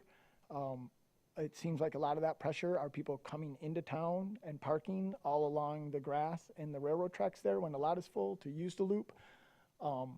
Obviously, it will be beneficial for our retail clients and our potential food and beverage clients that people like to come to the loop. It's an awesome public asset for the city, but it will also be good for the businesses that operate there. One of those businesses and who will be the anchor there is actually a 50-year-old business from Traverse City. So it's nice that we're able to hopefully provide them a spot where they'll be able to operate for another 50 years. And so the more traffic we get around there, the better. And being adjacent to public property in a public park-like setting, obviously is going to be beneficial for that. As far as the riparian buffers and things like that and taking down the trees, all of that is actually on the city property. So ultimately, whatever plan we come up with, it's going to be up to the city. None of the tree removal along that lakeshore is on our property. We don't own any of that. We're helping make those improvements, but ultimately it's going to be 100% up to the city. We hope that there's riparian buffers. We find water quality to be super important. That's why we're here. And it's a lot of what we do at our business at King Technical Solutions. So I'm confident that the city will work to that, and whether they did or not, and if it were our property, I know that we would. We've already engaged a watershed council, and we also are working with some other friends that are in that business, they're local businesses as well, to talk about what that would look like. And we've also, in the process of this, talked about how we're dealing with stormwater management and things like that. It's one of the reasons why we wanted to put as much of our parking as we could under the other impervious surfaces of the building footprint.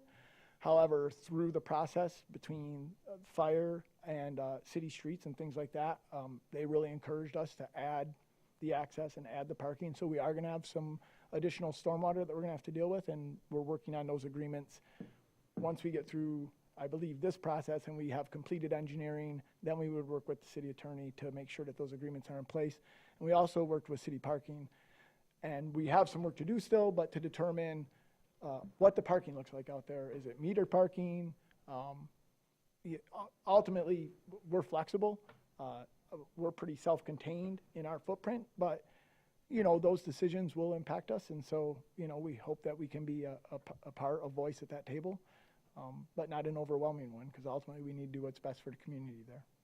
Thank you. May I ask follow-up on just a couple of points? How about tree removal on the portion of the property that you own? Yeah, there's definitely going to be some tree removal on the portion that we own, and there's a policy and a tree fund, so any place that there are trees removed will either be replacing trees or paying into the tree fund, and we also take that pretty seriously. In fact, at our wood shop, we plant trees for every project that we sell already. Trees are a super easy way to help mitigate climate change. They make our cities cooler. They help filter stormwater. They give us evaporative cooling, and they give us shade. And so there's definitely going to be some tree removal, and we're definitely going to be complying with the rules the city has in place, and I would imagine probably even exceeding those as much as we can as the site will allow. So. And then last one, I promise. No problem. I'm glad. Involvement of Parks and Recreation as you're discussing use of city park land. Are they key players in the conversation? Yeah, they were in the meetings as well with us. I think they were in at least 2 of the design team meetings that we had, and were able to give their input. Thank you. Yeah, it was a great process. I mean, it was really nice. I've never been through this process before. And my brain's a little bit fried after watching you folks have to go through the last process, so I'm sorry. But it was great to get all of the departments ahead of the project and be able to talk about what their issues were and understand. And even in some cases, like I mentioned, see where, you know, everybody has goals, and for the most part, they align or overlap, but sometimes they do conflict with each other a little. And so, you know, we worked through it, and I feel like we ended up with a pretty good spot where we're bringing it today, and now we just, I need to get building. Thank you. Shay? Tim, correct me if I'm wrong, but last time you were here, you mentioned that the airport restricts how high you can go. Is that still, that's true, right? It's only true on the building that we're exceeding our 6,000 square foot footprint. Okay. It's not true where the residential are, and we showed the residential 3 stories to begin with, and I agree, like, well, I kind of agree. When we build things, like the building on Front and Cass that we own, when we first got that property, we didn't plan on developing, and a lot of people came and said, you can do 4 stories there, and you'll have views of the bay. But especially in that moment in time, it didn't feel like it fit the scale of the community all that well. And so these renderings reflect what we feel fits that neighborhood. There are homes across the street, across Woodmere there. There's not a ton, and this is a corridor that's going to be important to probably build up and infill. It feels like even in the master plan that's what you folks believe as well. But we don't need giant walls. I mean, it's a pretty site. And I don't know exactly how the neighborhood's going to take it, and to just assume that it makes sense to do 4 stories on all the residential, it may or may not. We've thrown around the idea that if retail does really good there, that maybe it makes sense to have some retail on the first floor of some of those residential buildings, which would then make it make more sense to go up an extra story. You know, I think that we'll know for sure over the next 6 to 9 months what the makeup of those 3 residential buildings look like. The building that's really giving us like kind of a timeline problem is the retail mixed use, because we have somebody who has a deadline that they need to get out of an existing space and into a new one, and it's February of 27. So, you know we want 3 buildings of residential. They may end up being 4 floors, but the one that we're focused on most, and I know the PUD covers the entire site, but is, you know, we need to get the mixed use going just to meet the timelines for the customer. Thank you. And just to, because you had mentioned, Jackie, the pavilion, at this time, that's in the original conceptual renderings of the architecture, but that hasn't been passed through in the plans that are going to be potentially approved. So that is something that could come later. We talked about that. Yeah, I mean, it's awesome, and we'll do whatever we can. Obviously, we want to support it. I think it's great. I've worked with TART already. They were some of the first people that I contacted to talk about this east-west connection. The new Safe Streets Alliance has reached out. We're excited that the east-west, well, I'm excited because I'm a bicycle commuter, and I feel like we need more east and west connections, and really some more north and south for people coming in, like the hundreds of units we're building on top of Lafreniere, and it's like an island, and no kid could ever get from Lafreniere to downtown without taking their life into their own hands. So we're excited that we can be part of that and maybe even be the catalyst to help get it going. Yeah. I will add, with the trail and stuff, once installed, that's city property, that's city's infrastructure at that point. So I did have a conversation with TART, no answer yet, but there is a Boardman Lake Loop Trail maintenance agreement between the city and Garfield that covers some things. And this is outside of Tim's, this is just internally as we discuss how the maintenance is going to occur, whether or not those agreements cover those spurs that lead to it. Their agreement's kind of silent on it. They had a meeting, I think, last week. They were going to start discussing it, because this isn't the only location. Like at 10th Street and 12th Street, we have some other spurs that are pretty vital to the Loop Trail, so should they be considered as part of that? So I just wanted to give you an idea that that is something that we're still working in the background. So all those type of agreements are things that will go to the City Commission when this PUD, if it does, in fact, well, it will have to, one way or the other, recommendation go to them and make their final decision. So those are those like kind of parallel tracks that were discussed that are working in the background. Thank you. I did want to add, sorry, in regards to the riparian buffer group and the work that they had started, and we can talk later if you want about where the status is with that. But we did take a look at this, or I took a look at this in light of the work of the riparian buffer committee, and like Tim said, the impact is well away from the shoreline, and it would be outside, well outside of the area that would be under consideration for any ordinance amendments. But certainly we did look at that, and the other part of the recommendation from that committee was that there should be controlled access points to riparian lands like, or riparian locations like Boardman Lake, instead of lots of little spots where people have just kind of made their own access point to better control those. So I think that this would be looked at within that context as well. Thank you. Anna, you had a question? Yeah, it wasn't really a question. I think we'll talk more about this when it officially comes back at public hearing, but I am in favor of a 4th floor if you ever get around to that. My building also has, we have 6 floors. The 6th floor is an entirely it's a community space. I think it's a really great example. If you ever want to come tour it, just find me. But it is a space that has open air access and like grills and tables so people can sit outside. It kind of gives you, it's another story, but because it's open and accessible and everyone in the residential building gets to access it, and you like rent out the space sometimes, like it feels really community centered and kind of feels like less of an intense story. With that open air access, it really kind of just blends. It sits back enough that you can't really see what's going on from the ground level. Just an idea. I think it's a great example of being creative with height. Right. Well, we definitely want it to have a feel of community. Like, we want people to be neighbors there. We want people to live here because they like access to the lake and because they like a bike and ski shop next door. And I mean, that's kind of all part of creating gravity that attracts the type of people that want to create the type of community that we like to be part of. So it was kind of the emphasis and the idea of the development. Like I mentioned when I was here in December, we did not buy the parcel to develop it as developers. We bought the parcel because we love TC Millworks. We're outgrew the space. We have a beautiful new wood shop over in Arrow Park, which is probably a more appropriate spot for a production facility, and that freed up this place. And then, you know, my friend Andy at Brick Wheels called, and so here we are. But that is an important part, and we would love to go 4 floors if we can find a way to make it work, absolutely. Thank you. Mitchell?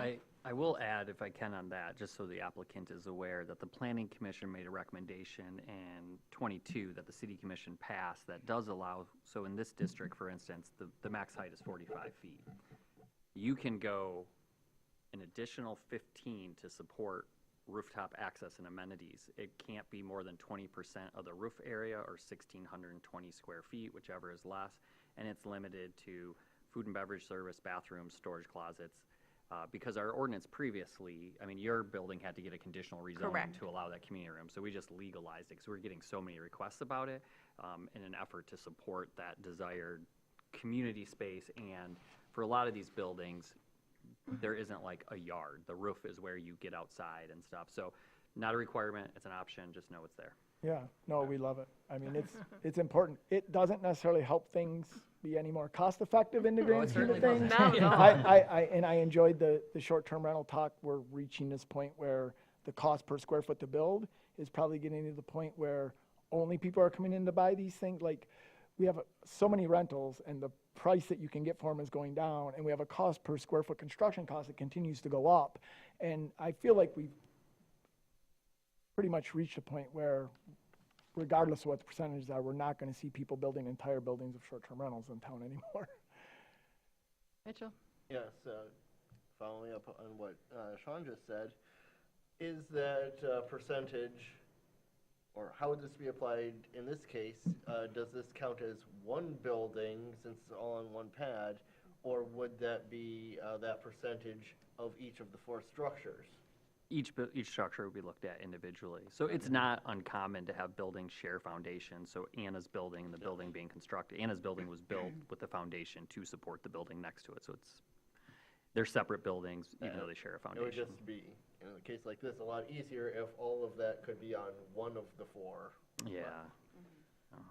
But yeah, I really appreciate the applicant respecting neighbors across the street that do have 1-story houses, and even though both our zoning plan and our master plan, future land use, show more intensity along this corridor, along with more both commercial use and multifamily residential. A respect for the size and scale. However, it is worth keeping in mind that there is a railroad track, a road, and that road is a divided highway with a median in the middle. There are street trees on the far side of the road. There are some trees in the median. While there are currently relatively few, there is space permitted to plant trees on either side of the sidewalk between the road and the railroad track. And more trees there could certainly, whatever height the building is, offset the change in appearance and account for the fact that there are trees on the site that will be removed. Of course, the other side of the road track is not property you control, but if you're paying into the tree fund, you can certainly recommend that, hey, here's a great place to put new trees, and that's where they can go. I also like the change to having a retaining wall on the edge of the parking lot and 2 access points on either end to a trail that connects to the Boardman Lake Trail rather than a switchback. On one hand, it's a lot easier with this design to carry an 18-foot canoe on my shoulder. Not saying that I will move in here, or anybody that does will have an 18-foot canoe, but it works a lot better for this. And looking at what the city will end up doing on its side of the area, having that retaining wall, one, reduces the amount of space required for the switchback and provides a lot more opportunity for what can happen there, because you're not required to have as steep a slope. So if you want to put more trees there, or to have grassy patches of lawn, or some combination thereof, have a range of shrubs, it preserves a lot more opportunity in that. One question I do have to the applicant is, I appreciate what you've done with the site plan within your area, but the idea of paving what is currently an unpaved, uneasemented, and poorly demarcated road is immediately to the north. That poorly demarcated road splits around an island, and it seems very odd to have a road that's paved and on-street parking immediately go to a road that's gravel of indeterminate width and has a tree growing in the middle. So it is off your property, so it would have to be the property owner to the north, but I'd like them to be brought into the conversation, not saying that they have to agree to having the rest of the road paved and you paying for it, but some cohesiveness for what Sheffer looks like going forward. So we did address that some in that we're fairly certain that we know the long-term plan and strategy of what's going to be happening to the north of us, and I feel like we'll be setting the tone. And so when that business eventually decides to develop, and I believe it will probably be the business owners that decide to develop it, we'll have provided a model for how we feel like things should be done, and it was a very interactive model that involved all of the community departments. And so I think that it should be easy for them to follow suit and continue along that street with something that looks nice and maintains the character of what we're doing. And I think Especially like if you have first mover advantage. an access to the trail that comes off the north end of your property, but is very close to the south end of theirs. Right, So. it sure is. All right, thank you. Anybody else? Brian? So, the street, I'm sorry, did you have anything? the new, did you, it's a new street, it's gonna be a city street. It's a city street now. We get Act 51 money for it. We just own some of it and let you guys put your stop sign on. Exactly. Yep. We cross their property entirely on the south Right, boundary. yeah, so, Yeah. okay, because you don't have an easement, you could take whenever you need it. Yep. And that street continues, North. right, and it continues, it's a city street there with the tree in the center of it.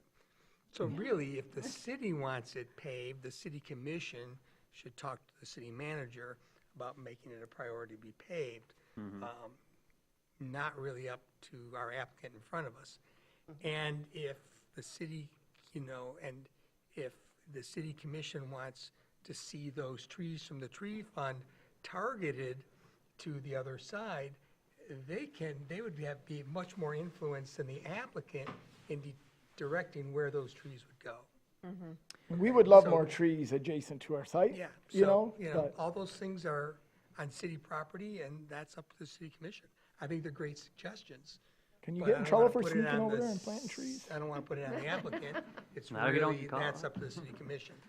Last dropped the comment, seed. and that's simply that when this comes back before us, I know a lot of people would like to see 4 stories, but just can the PUD be worded in such a way that they have the option to go to the maximum height of the zone, and we're not limiting them, so we don't have to have this come back for a minor or major PUD amendment. Yeah, I would structure the draft motion for you to reflect somehow like built as prescribed, otherwise base zoning prevails, On the topic of tree fund, I will say, our zoning administrator had done an analysis of their landscape plan that was included, and their tree plantings meet the canopy coverage as proposed with our zoning ordinance, so that's why it's not called out in the thing. And we don't just let people pay into the tree fund if there's room to plant the trees. Yeah, the only time that we really run into it is downtown, where you have 100% coverage allowed, where there really is nowhere to plant it. But yeah, we don't let them just choose that option. If they can meet the spirit of the ordinance, we require it. Yeah, I wasn't here for the December meeting, but I think it's a great project. This has always been an interesting part of the town. It's kind of the Wild West. It's like this dirt road. You can't even really see the lake from it, So I think, having that connection there and kind of, I drive down Woodmere all the time, and it's definitely, I think it would be a very warm welcome for that corridor, so very cool. Awesome, thank you. Anybody else? I have a question. Can I ask, any of the trees on your property, are they viable to mill and use? Is that in your plan at all, Well, or? we hope so. I've been slacking a little bit, but Mitch and I, City Commission Mitch, not Planning Commission Mitch, have talked about the Traverse City Tree Ordinance, and we already, on a pilot program, have been working on something we call the Urban Wood Rescue, where as the city takes trees down from the neighborhoods, we have taken some of those trees. We've done a couple maples from Slabtown and an oak from Central Neighborhood. We also have an entire pile of black locusts from the senior center that we're going to repurpose into parkland play toys. So, it's funny that we have a wood shop and we order wood from a lumber distributor out of Detroit who orders it from somebody on the East Coast. And in a lot of cases, the trees were cut down somewhere here in the Midwest and they were loaded on a semi and they're driven to giant industrial kilns on the East Coast and they're turned into lumber. And then we order them and they're shipped back here. And it just seems silly to me when we got the wood shop, because my main business is Keene Technical Solutions, and we think about things like this. I thought, why on earth are we allowing the city, like we take the positive environmental impact of these trees. Every year they breathe 30 to 50 pounds of carbon and they live in our community for 100 or 150 or 200 years. We take our trees so serious that we have a Traverse City tree map that geolocates every single tree and tags it and gives the height and the species of the tree. And then at the end of their life cycle, we chop them down and chunk them up and we put them in this giant industrial chipper and we send them over to biomass plant to be burnt. because they don't charge us to get rid of them. And so 100 or 150 years worth of work immediately gets returned back to the atmosphere. And it just felt like if we can just capture some of those on the way by, probably in the grand scheme of things for a similar cost, especially when you don't only measure value in US dollars, we can catch some of those on the way by and we can mill them. And we built a kiln. It's at the new wood shop. You should come check it out. And it's a low energy input dehumidification kiln. And we dry that wood and then we turn it back into products that allow that locked stored value of carbon, all that work. And it's funny, and it doesn't matter what you believe in or don't believe in, but wood is carbon. Like 70 to 75% of the weight of wood is carbon. That's what wood is comprised of. And it's carbon that the tree breathed in as CO2. And so if we can turn some of that back into products that go back into our community and hopefully live on for another 30 or 40 or 50 years, or maybe even 100 years, someone's front door, or the bar at Brady's, or the tables at Nobo across the street, you know, not sure if that counts for our commitment to the tree fund, but I think that it's important and it's something that we've already been doing, so. Okay. Very cool. Tim, thank you so much, and thanks to you and your team for being so thoughtful in everything you're thinking through. I mean, it really comes through to us, and thanks a lot. Thank you. No problem. I appreciate the time. And you've got a great community dinner. I mean, That's sorry, right. lunch. Every Friday, stop on by the wood shop. It's not bribery. It's free lunch for everybody. You can check out the some of the urban wood rescue stuff. All right, thanks. Thank you. So then, just as a reminder for the applicant team, that your public hearing is set for then our next regular meeting, which my calendar's not pulling up, but it looks like June 3rd. Yeah, so. June 3rd is when you're scheduled. All right, everybody, we're going to take a 5-minute break. Sorry to those who are here for the next agenda item, but a 5-minute break, and for the students to come up and get your paperwork signed, and we'll be back in 5.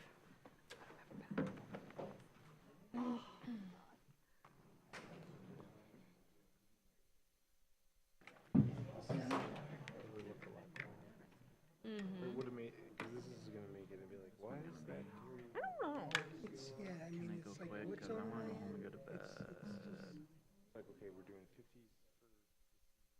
So I've already talked about this before. This happened like at the same time we were doing this Or C1, higher. C2. Those are your choices, or 0. Not some are 25, some Yeah, are 35, that's what it some are was. 50. It was like 2020. Cs are all Russ was 50. still Yeah, here. some of the Cs are 50. I some of the was Cs are thrown 20. right back into it.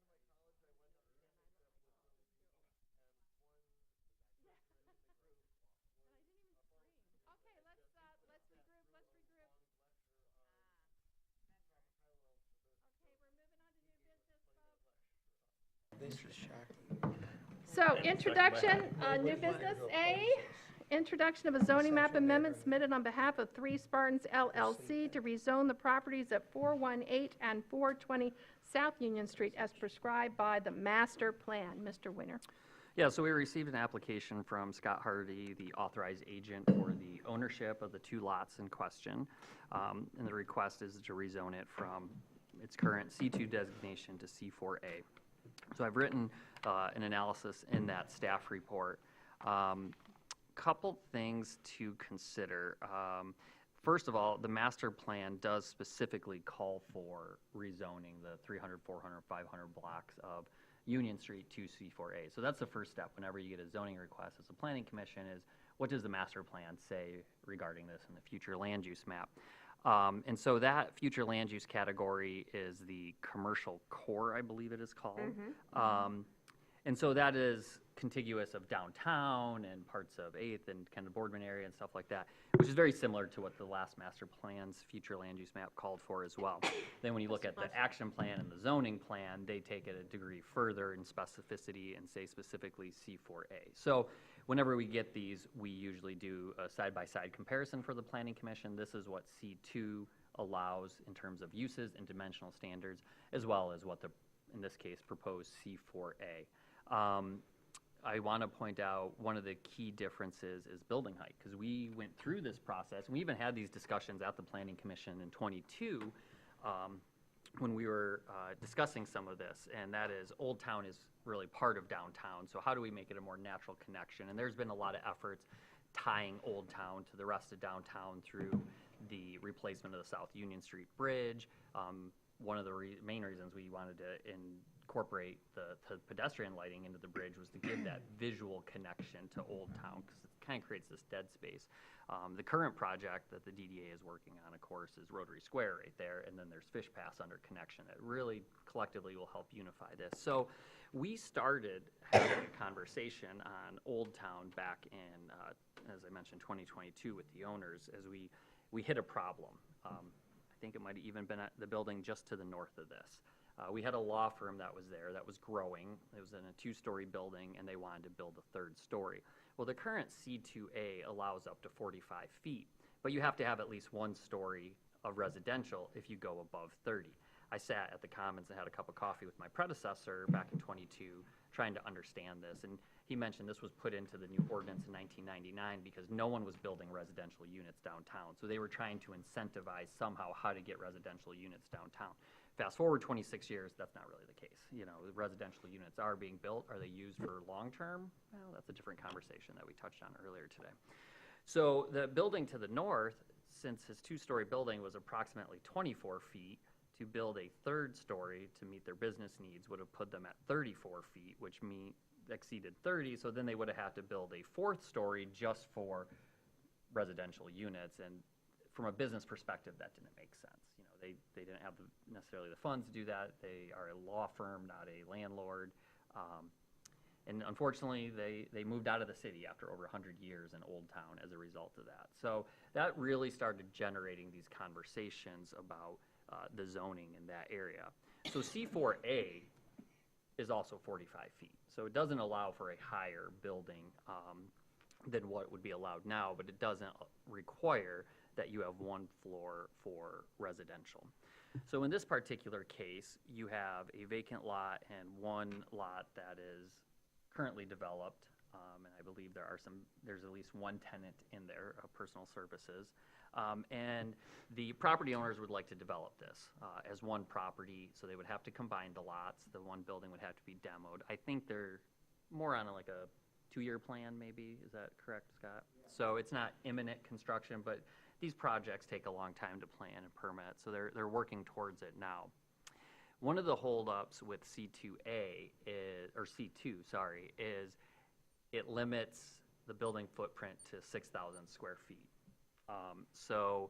Given the 2 lots combined as 1, that really leaves a lot of undeveloped land that just has to sit there because they can't build a building more than 6,000 square feet, or they have to build 2 separate buildings. And so that starts to become a little cost prohibitive at that time, because now you're talking 2 HVAC systems, 2 electric systems, you know, all of that gets doubled in there. So what you have before you is this specific request for these two properties. However, I have proposed a conversation with the Planning Commission to potentially expand the consideration to the Old Town.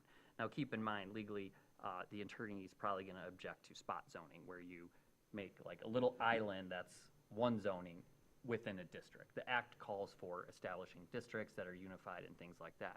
This is, again, directly supported by the master plan, that's the direction it should go. So it is possible for the Planning Commission to, in their recommendation, to expand beyond the two properties that were applied for. This conversation also came up when we were talking about the conditional rezoning on Munson Avenue. Mitch, I think you brought it up. There you had 3 lots. It created a lot of frontage. It really wasn't spot zoning, but Mitch posed the question, you know, what's best? Wait for people to come or be more proactive and start implementing the master plan, because the Planning Commission can initiate zoning changes as well. And that's really ultimately a discussion for you all, because by instituting the zoning, you're controlling the development pattern more so than just haphazardly waiting for opportunities to come before you. You're really setting the development stage in a more cohesive way, so it can have more of a broad vision. It gives, in terms of investment, more predictability to what is allowed and what is not. So I think that's about all I have on this. One thing I will add, I did put a chart in there with a bunch of red lines. So those are all the properties, and I think the 300 and 400 block, maybe even the 200, that kind of align right there, that are currently non-conforming under the C2 zoning. And I think that's an important fact, is that what you see in Old Town right now couldn't be built under its current zoning. And so if that's what you like, really C4A matches what's there today a lot better than what the current zoning designation is. Yes, and going after that, it's not just supported by our master plan, but it is in our goals to look at changing the zoning of this section of Old Town to probably C4A. Right. It doesn't mean that we can't have C4A with conditions or something else, but this is something that we've discussed in the past and had recognized as something going forward. I am personally in favor of using this as, okay, an applicant came forward with a specific project, that it does make sense, it is consistent with future land use, but I see no reason to not have this be what kickstarts the communication, the discussion about that entire 2-block stretch of Old Town. The only potential hang-up is that might take more time than That's the applicant what my would want, question but if we have some time. So the applicant is here. Would you like to come up and speak to us, Mr. Hardy? Sure. Scott Hardy, 406 Northwest Silver Lake Road, Garfield Township, formerly 25 years on Washington Street. I represent the owners of the property. I'm also in conversation with a potential developer who is under contract, who sort of noted that this was this problem of not being able to do the density that they wanted made the project cost prohibitive, and it's not the first time I've heard it from potential developers on that property. I can also say that I represented Michigan State Federal Credit Union when they bought the building on Union Street right near 6th Street. And they have plans, or had plans, to be able to go up on that building, and they would run into the same problem that Coon Rogers ran into, that in order to do that, they needed a floor residential. One of the things that's been critical in this town is to find housing that's affordable, and I'm going to use that term loosely at this point. What this developer wants to do with those 2 lots is to put potentially 24 units on there with some on-site parking, and have those units smaller and affordable. There's a niche in the market right now that's not being met, and that's young professionals or double income, no kids. It's just exactly what you heard previously about short-term rentals. This is not a move on the part of the developer, the person who eventually would buy this and develop the property to do, this is not a short-term rental play at this point. This is to go after a marketplace that we think is underserved and to create a vibrant community in the Old Town area. This could put as many as 30 people there as residents of the area, shopping in that area. There will be 2 commercial spaces on the ground floor because that's what we think is needed. And right now, those are dormant lots. They're dormant vacant lots. So we thought this would invigorate Old Town. And I'm not trying to sound overly altruistic. Ultimately, my job is to make sure we sell the property. But I've worked with the developers to come up with a plan that I think is a major contribution to downtown Traverse City and would provide, again, units in an affordable range with some on-site parking, but also with the Old Town parking deck about a block away, maybe even less than that. So it sort of works synergistically with all the things we're trying to do in the city, and lacking any incentives, we've got to be able to build this in an affordable range with the appropriate density to be able to sell them at an affordable rate. So that's sort of the logic behind all of this. I understand what Sean's saying about you can't spot zone. On the other hand, I also can't have this take the path of short-term rentals and be a conversation in perpetuity. So I need, from a business standpoint, to get some hopeful response to this, that you're in favor of this and we're going to move it forward and there's not a lot of resistance, so that the developers can plan what they anticipate doing. Now I'm ready to answer. First, I have a question for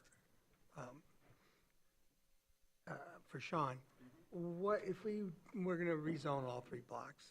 What's your timeline on that? Yeah, I mean, the timeline's no different than rezoning 2 lots necessarily as far as what's required. It really comes down to you guys, how much time. But I know, that's Yeah, what I'm saying. we've been doing this for a while. Give me your estimate. Then we'll add 6 weeks maybe to that. So when people come in and they inquire about a rezoning, we typically tell them the whole process is 2 to 3 months because of the public hearing notifications and then the shipping it up to the city commission and stuff. That's best case scenario for a zoning amendment. And then it's really up to both bodies, how much time they deliberate on it, explore.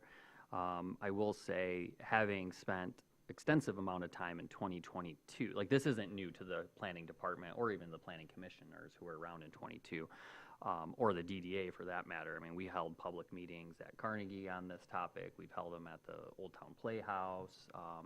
So a lot of the groundwork's been done already is the point that I'm saying. So I don't see this being prolonged from a procedural standpoint necessarily. It's really up to how much time the Planning Commission would want to deliberate on it, and for that matter, the City Commission as well. So within that timeline, does that have to be decided first before the project can be decided upon?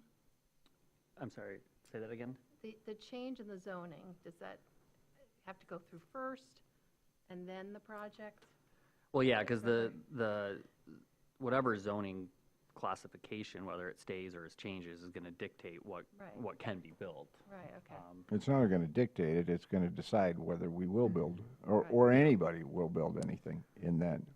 And I just, because I know the process, we have allocated 6 months to see if we can't get this zoning change through. I know. You never should have told us that. I know, but I'm not being unreasonable. You should have told us 3 months. Well, I need an answer by the time I leave here. No. I mean, even conservatively, we can have a public input session at some point in the next month. We can schedule this to be a topic of discussion at our study session in June. We can then, if we want to move forward, have it at our first meeting in July, and then it will be City Commission in August. And okay, that's not an expedited framework, but even with an extended input process, we can have this by September. So I see that is working. You're talking about rezoning all of it, not just Scott's project? to avoid Okay, spot okay. zoning. And for clarity's sake, we're talking 8th down to the parkland, to Hannah. Is that what we're talking about? So that's a scope that the planning commission would need to determine. The Correct. master plan includes the 1 block south, the 500 block of 8th Street. I wondered about that. That's So, why I yeah. was asking, Yep. because it feels spot zone to me. Yeah. Its and current capacity. Like that C1 spot, is that what you're Mhm. talking about? Just feels It's C1 on one side, multifamily, Yeah. and it starts to messy. Yeah, fall apart. It is a little messy there for sure. It'll be more coherent. Yeah. And Um, I will point out too that, as a result that this was an item prescribed in the master plan, this isn't new, right? We had public open houses to get feedback on this. We had numerous engagement opportunities, public hearings and stuff like that. So I just want to bring that to the point is the planning is where you do the most of the, feedback on the public engagement, and then you make these type of proposals or changes, and then you get some feedback through the public hearings, and then you kind of move it on through. The one bit that I would say, I want to do it. Let's do the whole thing. I want to do the whole chunk. Makes sense to me. Get rid of C1. The one thing I will say, the debate that we got into over 8th Street is just an example I'm going to bubble up. Because people did not like, when we were rezoning 8th, that on the north side of 8th, it goes straight to residential. South side is like mixed. So they wanted to split the difference of the sides. I don't really believe in that. If it's a corridor, I feel like it would look really odd if you had one density here, the other density across the street, just to try to blend it a little better. So I just want to call that out here, that if we do that whole strip, we'll end up with C2 as a strip in the middle, which I'm kind of fine with, but just want to call that out in between a D1. So it feels like a little messy. It feels like maybe we could just take over that whole thing to C4, since you showed us all the non-conforming anyway.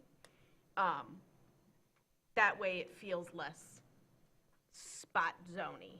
That way it's a larger C4A in between R2, R1, D1, and whatever brown is. R3. Multifamily. I like that idea myself, but that's, right now, I think what I'm hearing, and correct me if I'm wrong, is we would like to get on the agenda as soon as we can about changing this zoning. Yes. And so it will work with the timing of Mr. Hardy's project as well, because I'm all in favor of it too. It sounds great, especially with all the housing units that you're proposing. So I think that's the direction, right, that we're giving at this point in time. Mitch? Yes. I know the change applied to parts of downtown, but would the change that required at least the front 50% of C4 properties on the first floor to be to be retail or restaurant carry over if we extend it to this district as well? Yep. And thus would preserve the current feel of you have businesses along that stretch that might have other uses above them, but Yeah. what so feels this- like a downtown district. Yeah, those C4A standards would then apply to this portion of the town. C2 would not prohibit the whole building to be residential. Correct. Correct. C4 doesn't either. So that was a big talking point. It was decided by the Planning Commission that they wanted to keep the option to allow residential on the first floor, not short-term rentals, but they can have residential on the first floor.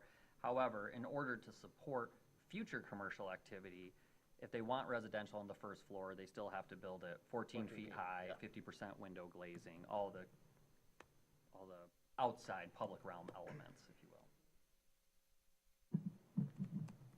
Brian? So I'm not positive about the rezoning of the two blocks, the C1 and C2 blocks south of 8th Street, but I understand my feeling is it's something we can, I agree, we need to go from basically 6th Street all the way to at least to 8th and maybe to 9th. And so I guess I would start with 9th, and if there seems just to be a lot of opposition to it, we can cut that off. Yeah. You know, and I understand, I mean, I guess, Mr. Hardy, have you had any conversations with the Central Neighborhood Association? No, we have not. And Have a meeting 6 p.m. tomorrow. yeah, maybe. I will see some emails. I was anticipating this would go from 8th to 6th. That's the core of the business district. And the minute I start having to rezone things that essentially look like residential areas, that's where I think the pushback from the neighborhood might come in. I don't know that for a fact. I can see definitely, we have it in other parts of the town, a process of stepping down from the highest intensity of commercial, which in our downtown is C4, to R1 as residential. We have a list of nonconformings for C2 in this current district, but if you extend south, there are other commercial businesses, including law firms, and a deli that have operated for years, even though it's zoned residential. I'd be most comfortable with extending C4 to 8th Street, but then we could look at something, whether it's a C1 classification or something else, for others extending further south, recognizing that there is history of commercial use interspersed with residential use along that stretch, and to say it's part of the character, and to not have a sharp divide between C4 to R1. Yeah, and that's definitely something, I mean, although the master plan says a 300, 400, 500 block, the planning commission isn't obligated to take that all in one bite. You know, you could do the 300 and 400 block, and again, it's recommending C4A. You may find for the 500 block that maybe there's a different designation that serves a better transition to that lower R1 intensity there, much akin to the 8th Street thing, right? Originally, the plan recommended form-based code, but as they worked through it, they found that the hybrid approach works a little better. I will say that we do have language that when you, in the C4A, and it's the same as D2, that when you are abutting or across the alley from an R district, that you have a 20-foot rear setback to give that more space. Now, what is interesting in this case is Locust is not an alley, it's a street. So we might want to have a discussion on what maybe change would need to be there to get the intended outcome. C4A doesn't have a step down in height as you approach the rear property line if you're abutting a R district, but that's because like the D2 district allows 60 feet. So it steps down to 45 adjacent to residential. This maxes out at 45. Functionally, you'd end up with it, since virtually every property, as currently does, will have parking in the rear, plus it has Locust, which is an alley, but... Potentially, they wouldn't be mandated to have parking. I just want to make sure I'm not saying you're known. mandated, Okay. I'm saying just how the businesses and properties are functioning. They might have where. And I just want to make, not only do we not require parking for residential uses, we don't require parking in the C4. Moreover, if you're within 500 feet of a parking deck, which this property is, we also don't require parking. So there's three elements in play there regarding that. Does anybody have any other questions for Mr. Hardy? No, not for Hardy. Nope. Or for Sean? So, Just a brief question. When did 418 come down? Because I'm surprised that I go past that every day within a block of it, and then I see it on these satellite images as a vacant lot, and I'm just so used to there being a I storefront believe that I've it's never been gone gone for inside. about 2.5 years, maybe 3. It's okay, bitch. It's kind of obscure there. And the other building obviously will be coming down as well. Like I said, I've never been inside, so it doesn't have quite as many memories as businesses they do. Jerry, did you have something to say or ask? Yeah, I'm just thinking for, when was the last time we did this, would have been 8th Street? Did what? Like a block-wide rezoning like this? I mean, I would probably say yes. The previous agenda item, those two properties, which are really quite long, Tim Pulliam's and the one to the north, they got rezoned together in 21. But, yeah, and then the conditional rezoning at Third Coast, that was 3 adjacent parcels, one being quite large, Yep. which honestly was about 2 city blocks worth of frontage. We also talked about, don't think we did, Boardman, the corner of Boardman and where the TCAPS building is. So like, there have been prolonged discussions about pretty large chunks of space getting rezoned.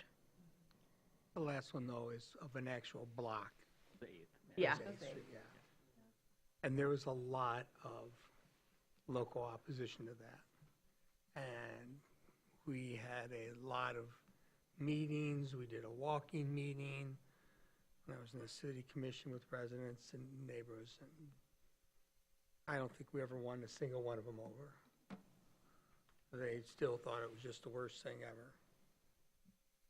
Okay. So, Jackie was first. Oh, I'm sorry, I see your hand. Thank you.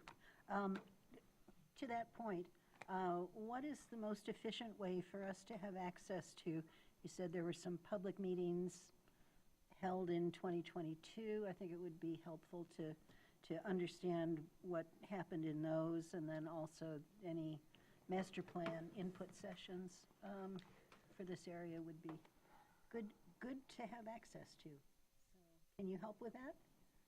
Access to what? The public feedback. Yeah, I mean, most of it, Harry was there, most of it was just discussions with the property owners.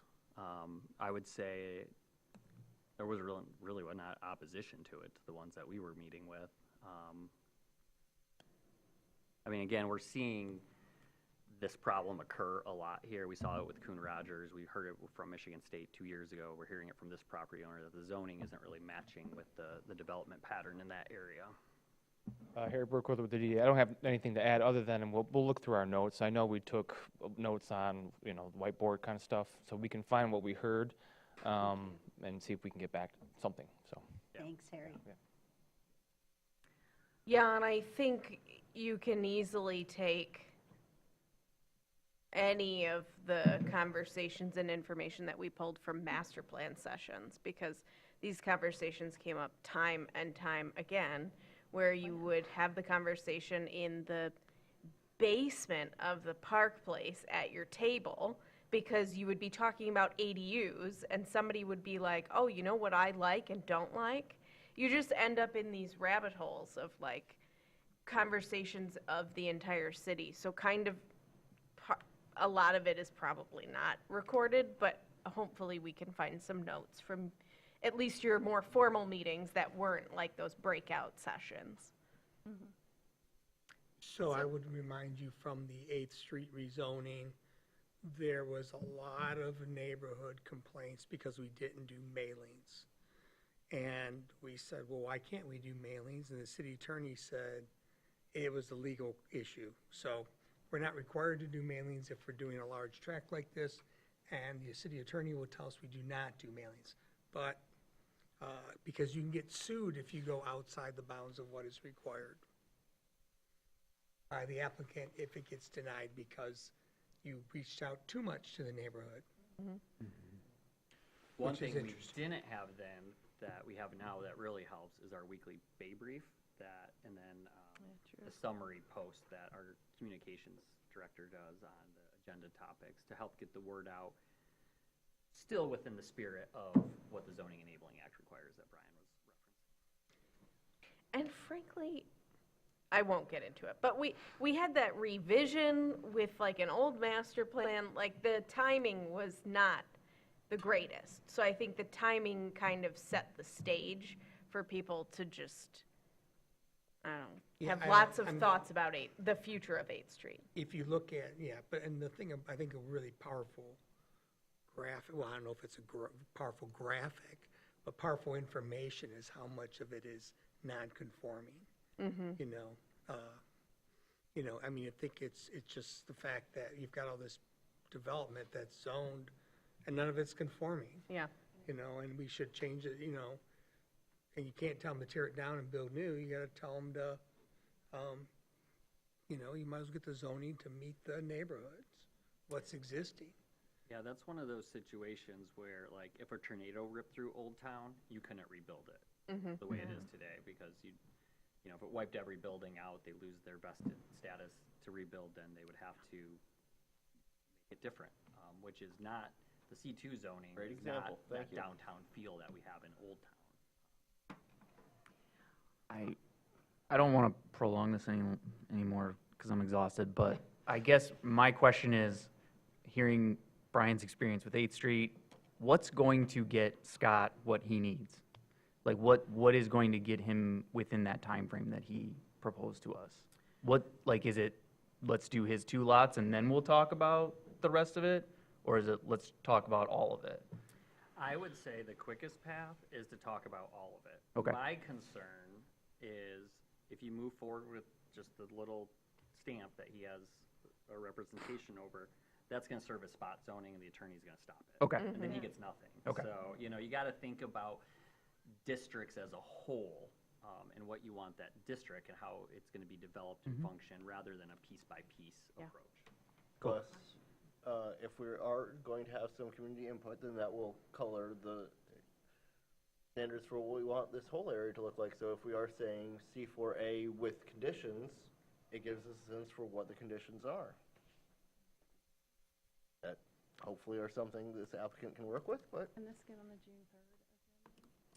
Yeah, so as of now, it was scheduled for the June 3rd Yeah. agenda for public hearing. That public hearing would have to be noticed on what is under consideration. So what we would like for our rules is to get confirmation from the planning commission that you want that notice to include the 300 and 400 blocks of South Union Street. Okay. And again, that is a notice to get public input. That is not what you ultimately have to vote on. You could reduce it down, you could, you know, but the public hearing, I tend to like to have them earlier on to hear from the public, to inform the process and not wait until the very end. If anything, that might clue some people into these discussions and they'll pay attention by you know, we won't do the mailings necessarily, but we will do the notice and the Bay brief and obviously in the newspaper, stuff like that, that's required by law. And what about this project? The public hearing is going to be for the zoning change now? Yeah, we're not talking about the development itself. Okay. Just the zoning classification. Okay. The project itself, when we receive the application, we will look at it in terms of trip ends, and at 24 units, it will not cross the threshold to trigger planning commission review. So it would just be all the internal departments. as Yeah, by he right can build use. whatever he wants under Right. zoning. Yeah. He doesn't. He doesn't I have to mean, come back to us. He can tell, no, but he could build whatever's allowed, Yeah, you know. right, I get it. He could build 24, you know, 2 that's stories one- he could build the world's biggest McDonald's. No drive-through. No drive-through. There's no drive-throughs for the world You of can in Quick C2, Up. but not C4A. No drive. Bike-throughs. So I think one thing that's important for a planning commission when you're considering a rezoning is not a particular project, but what the zoning would allow, because a change in zoning classification doesn't promise that that's what's going to happen. The owners could sell the property the next day and then someone else has control. And in this particular case, it's not applying to a single property, but more of a corridor, a district. So it would be applicable to all of those. So think of it holistically. Really spend some time in the next month looking at some of those differences in uses and dimensional standards and things like that. maybe even cross-reference those with that non-conforming table, and you can get a better idea of how many properties would be conforming. It's not great to have a ton of nonconformities in a district. That's usually telling you something's wrong with the zoning. And it puts another burden on the property owners. It makes it more challenging for sales and financing. We get a lot of calls in our department from insurance companies on nonconformities and what would be allowed if something happened to it. So it provides more security for the property owners and their investments. Just for clarity's sake, the agenda item does say 300, 400, and 500 blocks. Yep, so you Can we just make sure that okay, great. Yep. Now that I'm hearing that direction from the planning commission, that was just what the master plan called And for. I do not do well with these numbers, so 500 is South of 8th. the to other 9th. side of 8th, 8th to 9th. Okay, great, Where perfect. Scott says, it starts looking more residential. Yeah. Even though But there's- then But you not have, the C1. yeah. Or are we going to include that one too? The direction that I was hearing is not that block at this time, that we're focusing on the 300 and 400. Yes, but if we're including 300, 400, and 500 for discussion, then it's a little more open-ended for. So that would what be it can probably a be. recommendation, is let's notice all 3 blocks. Yes. Yes. Yes. And then you don't have to renotice Yes. and have a new public hearing. And then based on input, you can decide What you're going to the do. direction. Maybe scale it back. Maybe there's a need to add additional standards to C4A. Just keep in mind that they also apply then to the rest of the C4A district. So take that into consideration. And we can have, those maps together at the next meeting and, discuss a lot of that. Okay. East, west? Like, I'm trying to, when you say blocks, I get really confused. So are you saying both sides of the street? Yes. Okay, great. Yes. Yep, That's both just sides what of I the wanted to street. confirm. Yes. Locust to the unnamed alley, that is Love. an alley. That's perfect. Correct. All the way down. Yeah, great. All right, so it sounds like we have the direction for that June 3rd meeting. Mr. Hardy, did you want to say anything else? Well, I came representing two property owners for 2 specific lots with a very specific problem. I would encourage us to limit this from 8th to 6th because I have the sneaky suspicion that we go into the next block where the demand for this kind of zoning may be there in the future, but there's nobody other than the Remax building right on the corner that probably cares about the height and the lot coverage, and because most of it's residential. Even Grant Parsons has converted his to commercial, but it's a residential house. So we're willing to go along with the complete rezoning and follow the master plan, and whatever time that takes, it takes, but I don't want to have scope creep put this on an agenda for the next 2. I'd like to be alive when this happens. We will try to go as quickly as possible, but understanding it's going to the city commission as well. I understand. And I just see it as if we have all 3 blocks, but then we decide to only deal with 2, or just deal with 2 and then change the 3rd to all C1 or C2 instead, then that is a lot easier than if we decide to do with 2 and then we got a lot of input about the 3rd block. Yep. Instead. Okay, We're going to have yeah. a public hearing. I don't expect us to actually take No. action in June.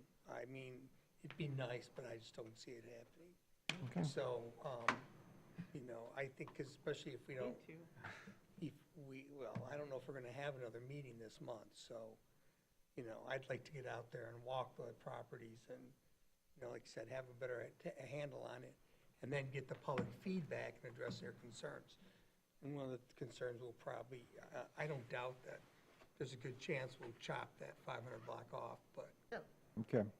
so. And again, we're not asking for any more height. We're not asking for anything other than to be able to do the density required to keep the units that we're building affordable. That's really the core of this. All right. Thank Thank you you. so much. All right, now, before we go to reports, I want to circle back to this Joel Peterson request that did not get on today's agenda. So we have a couple of options. One is that we change our study session meeting to a special meeting just for that, knowing that none of the staff is going to be here. Or we also kick this over to the June 3rd agenda, but it's too late. No, you're going to have a May 20th meeting. They need a response on this. That's due process. You can't, you can't, by choosing not to take action or consider it today, then we're going to put it on the next agenda. Which is, Well, why is it a due process issue? I mean, we have a timeline, they didn't make it, I know, so You just go know. on the next agenda. so it would go on the next agenda, and so you're saying we have to have a meeting? Mhm. Before, Yeah, yeah. instead of That's it. canceling. I wasn't gonna be here, but I will come to that meeting. I think you're going to be out. I have a Right, procedure yeah. that day, so I won't be here that That's day, but I fine. can submit my opinion in writing. Yeah, I think you're the only one who has I indicated just it won't don't, be here. I mean, honestly, I didn't see the email, so That's fair. I'm behind. But the other thing is, I have a hard time philosophically voting on things, taking action on something that isn't noticed to the public. That's fine, yeah. So it's not something I want to get into. so I just want to make sure, are we all agreeing that the next meeting, which was going to be canceled, will now be held as a special meeting just for this one topic, which now, what is the topic now? Putting it on the, well, today's topic was putting it on the agenda. For today's meeting. For today's So it'll just meeting. be on the agenda So for it'll the be on the next agenda meeting. to vote, Just to for send it up to the city consistency. commission. Yeah, yeah. And That not, would I mean, be the it. vote of the planning commission doesn't mean it's going ahead. It, has No, to it just go is to, a and vote Parks to and go to Rec city. has approved the concept, but they haven't approved the Yeah. plan. There's per multiple se. stages that will Yep. require, Parks and Rec meeting will require this meeting, a meeting of this body will require a meeting of the city commission. And they Right. can't happen in order, but This the city vote- commission could decide to have a meeting before we've taken our action. But this vote would be just to send it up to the city commission, this public-private partnership, as it, Well, it's a vote to basically say it's consistent with the master plan. Yeah, you're not voting on the partnership, you're Right. not No. voting on But the you're right, it's design, you're consistent not or voting on any of that. inconsistent. Yeah, Just, right. is it Correct. appropriate to have a park there per the master plan? Correct. and then That's send it the up. only question, and that just comes from the Planning Enabling Act, so before, A park there as envisioned by the applicant. Correct. Yep. So that And would this be is our- the same process we've taken on other, the trail, for instance, then the Tart Trail along the waterfront, the Lower Boardman, we go through Parks and Rec, then Planning Commission, DDA, City Commission. Well, yeah, almost every public project, Yeah, yeah. vote to whether or not it's going to be, and so then you have a concept, and we'll vote whether or not the concept It's consistent with the is master consistent with plan. the master plan. And we probably Yeah. don't need the applicant here again, or unless people want the applicant That's here. if I'm the applicant, they should be here. Okay. First He's got a questions, they stake, need to be yeah, here. and that's why he was here today, in case Yeah. it got added. He said he was gonna Okay. come So up. who's gonna be your substitute? Well, there's nobody, it's just us. We're gonna figure that out. Greg was out of We need a retirement. Or maybe person we here. can drive really fast from our conference to get back. I don't know, we're gonna try to, Where is your conference? East Lansing, Mm. the Michigan Association of Can Planning. we push Spring it back Institute. a week?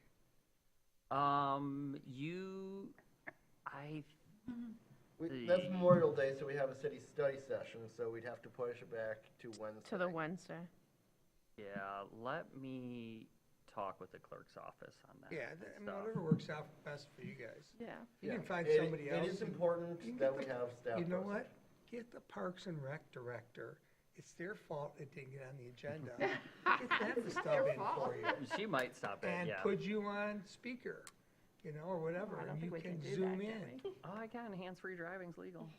No, Put but it do on the we, speaker. are we allowed to have you zoom You're not, in? I am. Ah, I'm not a yeah. member of the body, Okay. so. Yeah, you Or can will you drive. will you let us know which date, whether it's going to be in 2 weeks or 3 weeks? And then we'll go from there? Does that sound good? Mm-hmm. Okay, let's move on to update from the city commission. Anything to report? We had a very extensive section of meeting about the SLUP for Safe Harbor with nearly an hour of public comment. That did end up being passed unanimously by the City Commission, as it had been passed unanimously by the Planning Commission. So it does keep them within their time frame to then be able to operate through the summer. And I would just add that it appears that there may be some initiative for Chief Richmond to bring back some of the enforcement tools that might address public safety concerns in the board don't know if that will actually happen, but there was conversation. Got it? Should we move on? Okay, the next is update from the planning department. Anything else to add? I don't think so. Just business as usual, where the city commission's entering the budget process, so we've submitted all of our stuff, vetted through the city manager. So again, if approved, we always put in a healthy amount for professional development. So again, let Katie know of any opportunities you want to participate in.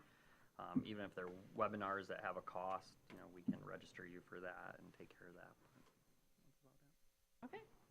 Where's Oh, the social joint, Grand Traverse Commons Joint Planning Commission, did you guys meet? We did. Yes. Trying to think of when that was. April sometime, I missed it. Yeah, so they are moving forward. They submitted their permits to the state for the solution to the water pressure issue that they're having out there. This was really critical because the Botanical Garden received a ARPA funding distribution that has time limits to it to renovate the second cathedral barn, and I drove by last week. I think that work is commenced. But they weren't going to be able to occupy it because they weren't going to be able to pass the fire inspection because of the low water pressure. They even have staff, when they have events, have to go around and like jiggle the handles on all the toilets to get them to fill up and stuff. So there was a major issue out there, but that's moving forward. The current master plan is about 10 years old out there, and to my knowledge has never been reviewed. You know, every 5 years you're supposed to review it. So we are working through that process, defining what that might look like. I had a meeting with Elise Crafts, who helped facilitate some of our master plan, discussing with her, because to be honest, myself and the Garfield planning director are pretty busy, so we may, and we have a separate fund for the commons, so we may use some of that to facilitate the process, and that's really where we are. Great. The commons. How about a Board of Zoning Appeals that we don't seem to meet? Yeah, it's already been canceled for I know, next it's week. already been canceled. Riparian Buffer. No, did meet. All right, I think we've covered all the reports. Thank you for your attention in this lengthy meeting, and we're adjourned. We're done with short-term rentals for now. I know, Once woo-hoo. they send it back, we're done. That's a possibility.